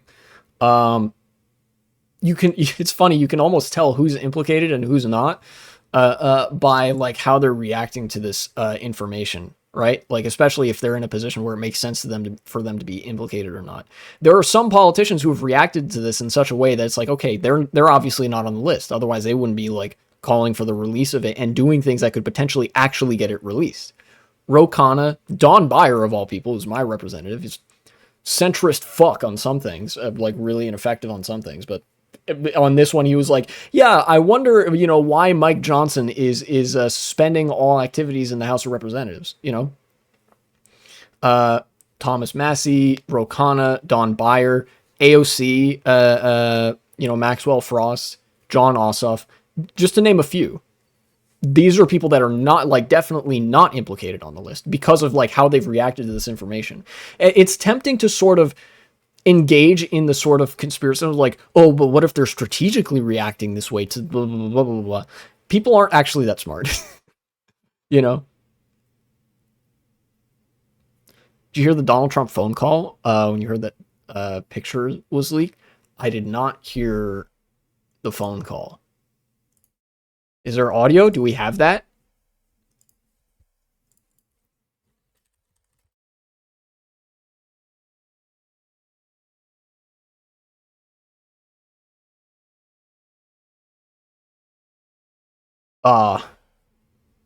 We don't have that? Dang.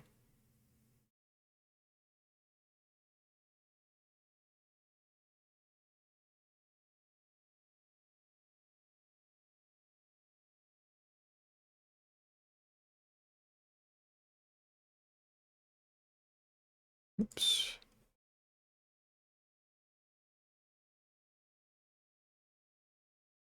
I feel like there's not much else for me to say. I think I've said just about all I can about like the Epstein client list and all the shit that's going on there. Like, keep yelling about this shit. Yell at your like representatives and senators, like, release the fucking Epstein client list, dude. You know, we need to know who all was part of this power broking, like, sex trafficking blackmail ring, you know? Because that keeps it in the public consciousness, and that runs more like, look, The right wing wants Epstein and his clients exposed because they hate Jewish people and also they love conspiracies, right?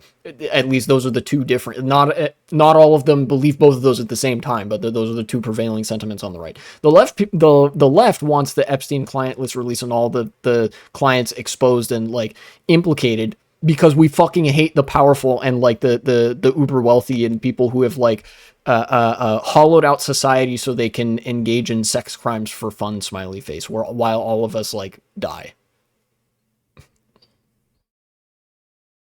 Part of me wants it to happen just to see all the chaos. I kind of want to see it happen too. This is if because pedophilia isn't nice. Yeah, because pedophilia is bad and sex crimes are bad. You know, ostensibly people on the right actually believe that too, which is crazy. I guess your average right-wing normie may or may not believe that. Yeah. It feels like, I'll say this much as well. This kind of feels like an Al Capone taxes moment. You know how like Al Capone was an infamous gangster who like in Chicago where fucking he did so many crimes. And his associates were like, they were peddling alcohol at a time where that was illegal. They were smuggling weapons. They were killing people. They were doing like all sorts of mob shit. But ultimately, because Al Capone didn't pay his taxes, that's what got him like taken down legally. It feels like that's kind of what this is, right? Like the societal decline that we've been experiencing for decades has come to a head where like Republicans are signing bills and Democrats are enabling them. Republicans are signing bills left and right that's like, oh yeah, millions will lose healthcare here, defund education there, planes will crash into each other, fucking, you know, fire the air traffic controllers, sure, hollow out this infrastructure, thousands will die each year. And the trip they took to Little St. James might be what does them in, instead of like the otherwise, you know, criminal profile of their policy making. I bet they went for taxes because it was the most political thing they could find. It probably was like the easiest or most substantive thing that they could get him on, right? It was probably the only thing they had enough records to be like, we know he did this.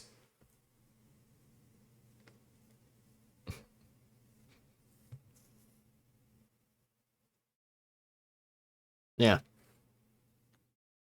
I don't know. That truly is all I got. I think I gotta move on because there's still one more thing I wanted to talk about this stream. At least one, actually. Yeah. Yeah. Oh, yeah. I'm gonna have to save the last thing for next stream, but there is one thing that I can talk about. I watched the Fantastic Four movie later today. Nice.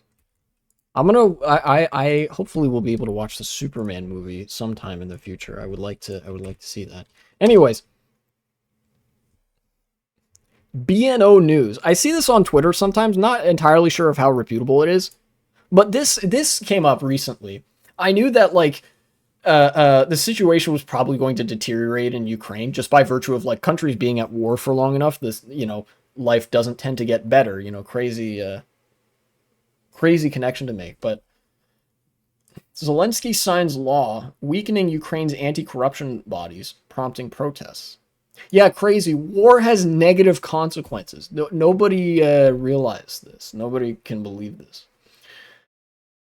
Ukrainian President Volodymyr Zelensky has signed a new law that places two of the country's leading anti-corruption agencies under the oversight of the Prosecutor General, drawing criticism from international observers and sparking protests in multiple cities. The legislation passed earlier on Tuesday by the Ukrainian parliament grants the Prosecutor General authority over the National Anti-Corruption Bureau, NABU, and the Special Anti-Corruption Prosecutor's Office, SAPO. The bill was signed by Zelensky hours later. Protesters took to the street in Kyiv, Lviv, Dnipro, Poltava, and Odessa after the bill passed in parliament, hoping to pressure Zelensky not to sign it into law. The demonstrations marked the first large-scale protests in Ukraine since the start of Russia's full-scale invasion, according to Faituk's News. What is this? Faituk's News. I don't know what the... Do they have a link? Do they have... Let me go to their profile. Great. This is Twitter news. I don't know how credible this... Well, I don't know. I'm assuming a basic level of credibility insofar as like I also haven't heard about any mass protests since the breakout of the war, so I guess it makes sense. I didn't know Ukraine had any kind of anti-corruption agencies. Seems that they weren't that effective anyway. Well, here's the kicker, right? Uh, the passage of the bill has raised concern among Western officials and Ukrainian civil society groups who view it as a rollback of the anti-corruption framework built after the 2013 to 14 Euromaidan protests. That revolution, which resulted in the ouster of a pro-Russian government, was followed by the creation of the NABU and SAPO to independently investigate high-level corruption free from political influence. So there's your anti-corruption agencies. Ukraine didn't have them, which is why it was a, backwater Eastern Bloc country beholden to Russian oligarch interests for so long. Corruption just kind of ran rampant. After the Euromaidan, these anti-corruption bodies were set up, which is why, Ukraine was better at like resisting Russian interests in part is because like Russia probably had a harder time getting business interests into the government, right? Like that's kind of how anti-corruption bodies work. And in fact, Volodymyr Zelensky ran on a platform of anti-corruption in 2019. That's how he got elected. And to his credit back then, he was doing a lot of anti-corruption stuff. I've heard some stories about like certain prosecutors and whatever. Like there was some hubbub in the like federal prosecutor's office after Zelensky got elected. Beholden to Hunter Biden and his dad, lol. Oh, that's actually, I hate to burst your bubble, but, every business wanted Hunter Biden to be on their board because they wanted access to Joe Biden, and Joe Biden never returned any of their calls. Which is true, which is really funny story. I think Hunter Biden even attested to as much. Like, yeah, I've served on the board of all of these different agencies and companies, corporations and nonprofits and whatever. And it's all because like Hunter Biden is Joe Biden's son. And they're thinking, oh, if we have the president's son on our board of directors, maybe we can get access to his dad. No, none of them ever got access to Joe Biden, which is incredibly funny. So in that case, it's not corruption on Hunter Biden's part, but it is attempted corruption on the part of the companies that hired him. It's not illegal to hire somebody, with that in mind. It is illegal to follow through on it, and it's certainly not illegal for you to accept an application, to accept a job offer that is under the surface predicated on you doing some sort of quid pro quo for them and then just not doing the quid pro quo, If I was him, I would smile while they tried. Yeah, it's like, we need to hire you to, like, get influence on your dad. And then he's like, sure, I'll come work for you. Can we talk to your dad? No.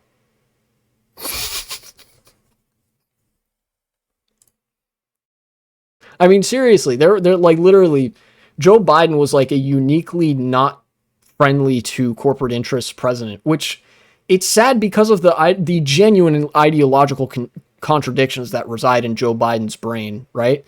Like, because he was authentically pro-Israel and pro-genocide, but he was also authentically pro-union and, like, anti-corruption, right? In fact, there were Silicon Valley, like, tech types that were saying, like, yeah, we voted for Trump because Biden wouldn't return our calls.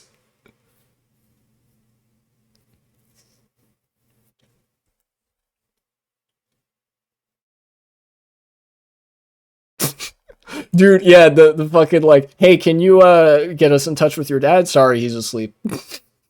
Sleepy Joe, you know how it is.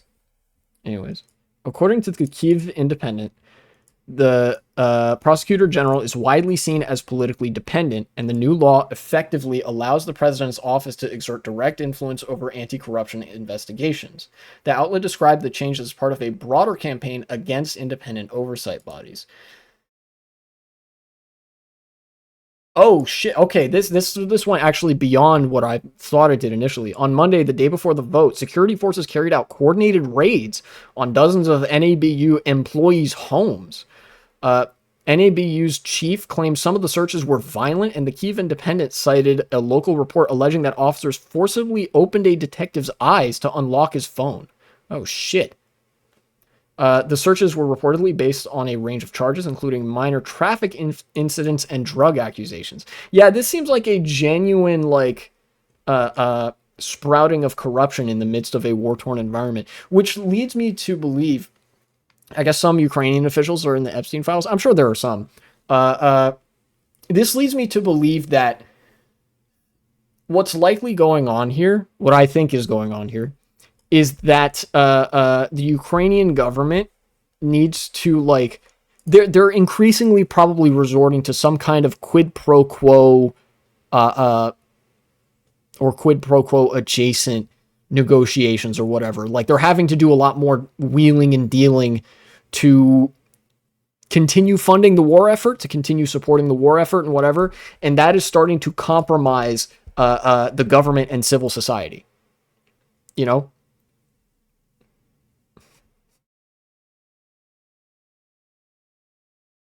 Like, ideologically, war can drive people into reactionism, but it's also possible just for the material consequences of war to result in this happening. I think that might genuinely be why, like, the government in Ukraine is starting to consolidate power and get rid of its anti-corruption bodies, because it's like, look, we need to do corruption and do, like, corrupt dealings to get money for the war effort or whatever the fuck, right? And this is not me defending it. Me personally, I wouldn't have done that personally, because I'm built different. But yeah, needless to say, this doesn't bode well.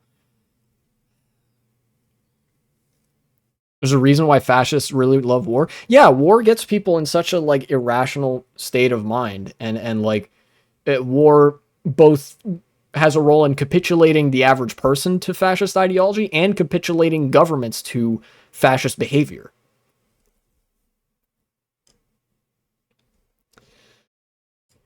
Because it's like, a crisis reel or manufactured to keep people in a state of fervor for the state. But in this case, it's the state that folded first and not the people. Does that make sense?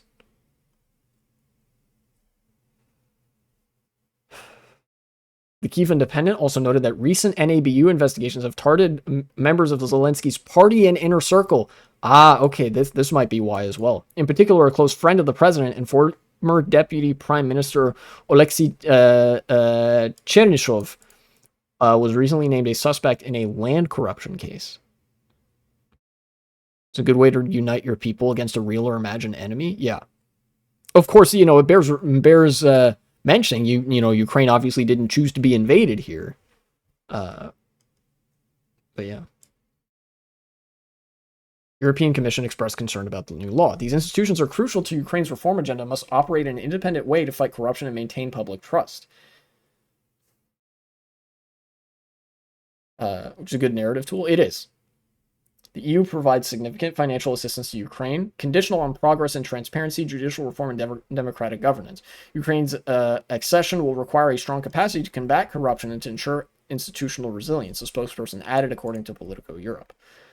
While public demonstrations are limited under martial law amid the ongoing Russian invasion, the legislation has drawn comparisons to the final actions of Yanukovych and his administration, which sparked the Euromaidan uprising in 2014. At that time, efforts to suppress democratic reforms and dismantle accountability mechanisms led to mass mobilizations across the country. Yeah. Yeah, I think Europe is actually taking a correct position on this, that, like, look, bro, the boss, I think it is, like, you do have to start doing a lot of sketchy things to survive a war. And I think Europe is responding appropriately that, like, look, if you want our continued support in surviving this war, you're going to have to stop doing some of these sketchy things. And we will materially support you, but you're going to not have to do this, this other stuff.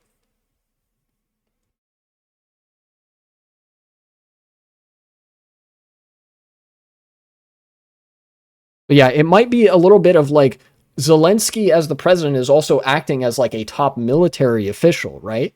Like, that's kind of the role of the president in a liberal democracy with an institutionalized military, is that you also have a role in like, military operations and giving the go-ahead for, military officers and whatever. This could be partly motivated by that. And Zelensky felt his position was threatened by, like, anti-corruption bodies investigating like a land-holding friend of his or something. I don't know.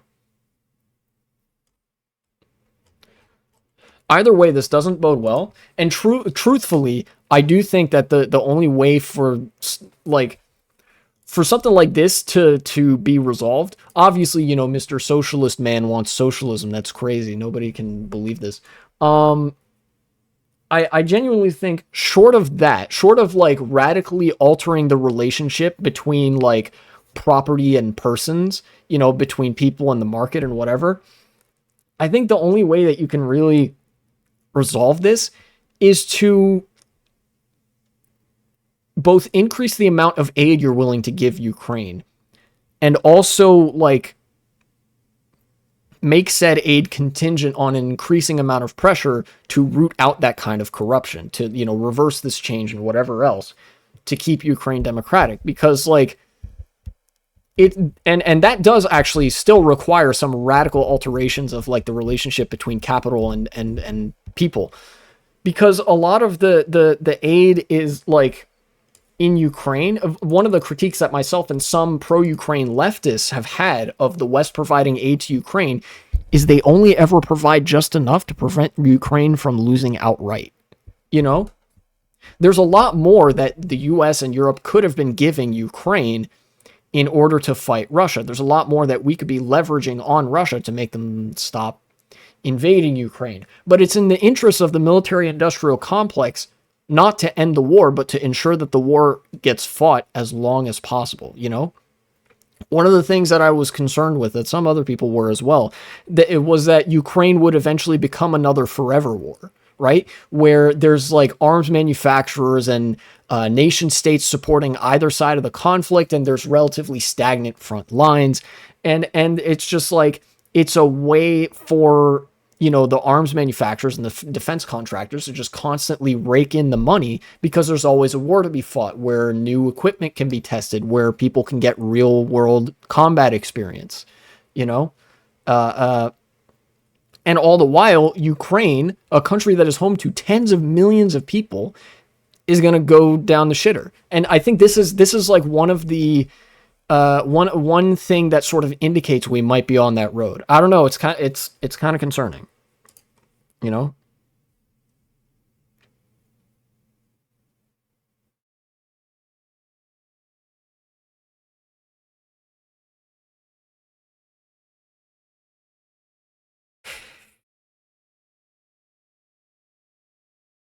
Yeah. But yeah.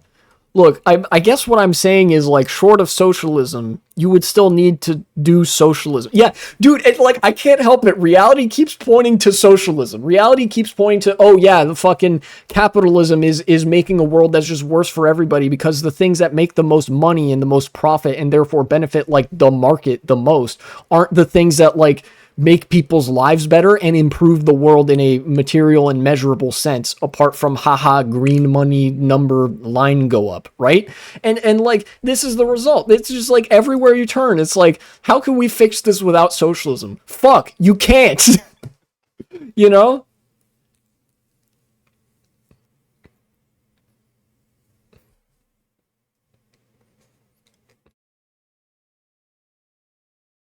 Because corruption, look, the only reason we use the term, yeah, it's some Thanos shit. Dread it, run from it. Destiny still arrives all the same, and it's Thanos with like the fucking gauntlet. But it's like, I don't know.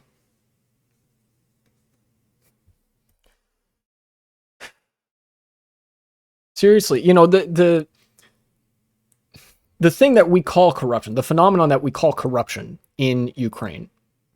Yeah, Thanos, but he's got like a hammer and sickle tattoo, and he's like, he's wearing a fucking Zoran Mamdani shirt. Zoran for NYC. Dread it, run from it. Destiny arrives all the same. And make an interesting. Yeah, Thanos, but he's the good guy. Dude, I think they actually made a Marvel What If episode where Thanos, like, instead of actually, like, seeking out the gauntlet and trying to purge half of all life in the universe. He became a member of like the Guardians of the Galaxy, like the fun-loving outlaws, and he became the like pretty fun, interesting uncle kind of character who just occasionally would bring up like as a pet interest, like, nah, you know, when you think about it, you know, and like as a thought experiment, alternate reality Thanos. Yeah. But sorry, as I was saying, the last thing I want to say before I raid somebody and before I end the stream is that, you know, we talk about corruption and we recognize instantly that like corruption is a bad thing, right? Because, I mean, it's kind of implied in the name itself, the phenomenon of a set of institutions that's supposed to serve the needs of society at large being corrupted to do other things that don't do that, right? Corruption in the forms that we recognize in like Eastern Europe, in the third world, we call it corruption there. Fundamentally, it's just business interests and money interests, you know, assuming more and more of an autocratic control over society and slowly corrupting a government that wouldn't have otherwise been all that authoritarian, you know, if there weren't the corruption. Does that make sense? You know, in the United States, in the West, we just call it lobbying. You know, because there are legitimized channels through which businesses can grab and seize control of the artifices of government, of institutions, of the state, you know? Corruption is just that, but it's nominally against the law. Or it's, you know, it's not lobbying. Does that make sense? To be fair, you have to have a very high IQ to understand my plan. Thanos, probably. Thanos if he was on fucking Reddit or something.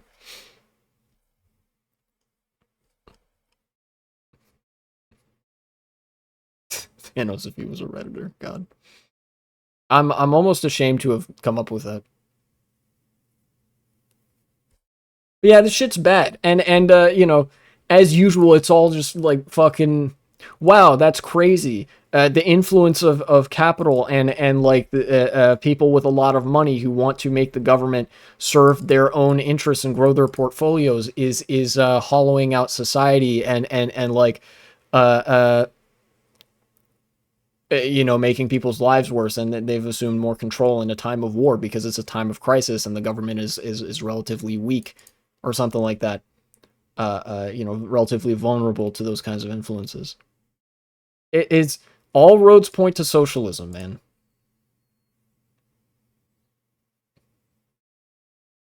If I recall correctly, all the people in the movie that argue against him was like, no, please don't. Okay, I gotcha. Yeah. But even in that episode, it was treated as kind of like haha, please don't. But as like, you know, a funny joke, I guess. I don't know. Look, anyways. I didn't mean to do that. I moved the screen on accident. Seismic shift. Miniature Twitch earthquake. Might be. I am going to find somebody to raid. I hope my analysis can stand on its feet more so than usual, you know, with the usual gameplay. It's kind of hard to do that while I'm just while I'm doing my shit in Mario Kart. Unless, oddly enough, in Mario Kart Wii, it's not as difficult for me to give analysis and stuff like that. It's weird in the Infinity War movie that they never argue against his logic. I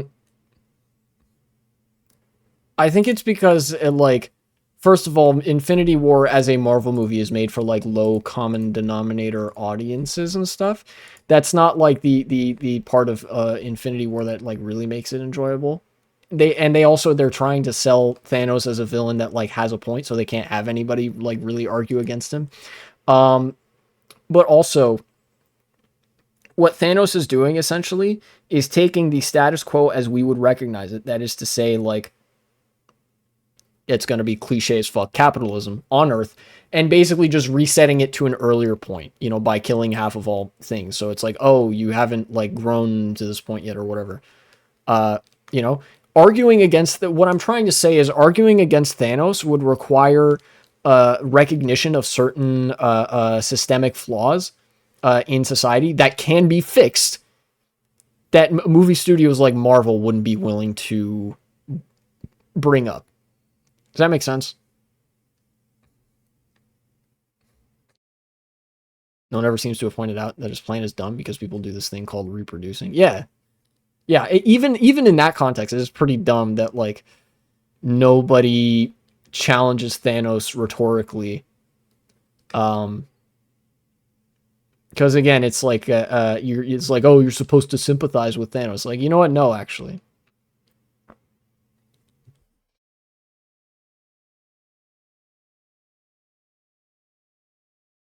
I think I will just raid Azan, probably. Or I didn't mean to do that. You might have heard. You might have heard like half a second of Hasanabi, the Hasanabi broadcast. Age Shadow Legends. Was that the thing? I didn't have my headphones on. Was that the like 1 second of things that he said? That's really funny if that's the case. Anyways. I wasn't even typing in the fucking thing.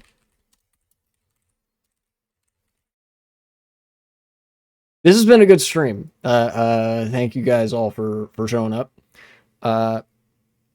I appreciate the non-socialists for listening at the very least. It seems like you guys didn't like immediately flip out. Thanks for showing up and not well, even though you did do the communism vuvuzela bit, you did sit your white ass down and listen because a minority is speaking. Thank you. And I appreciate that.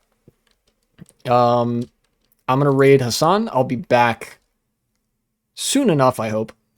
Hopefully I will not be gone for like the better part of a week this time. All right, see y'all later.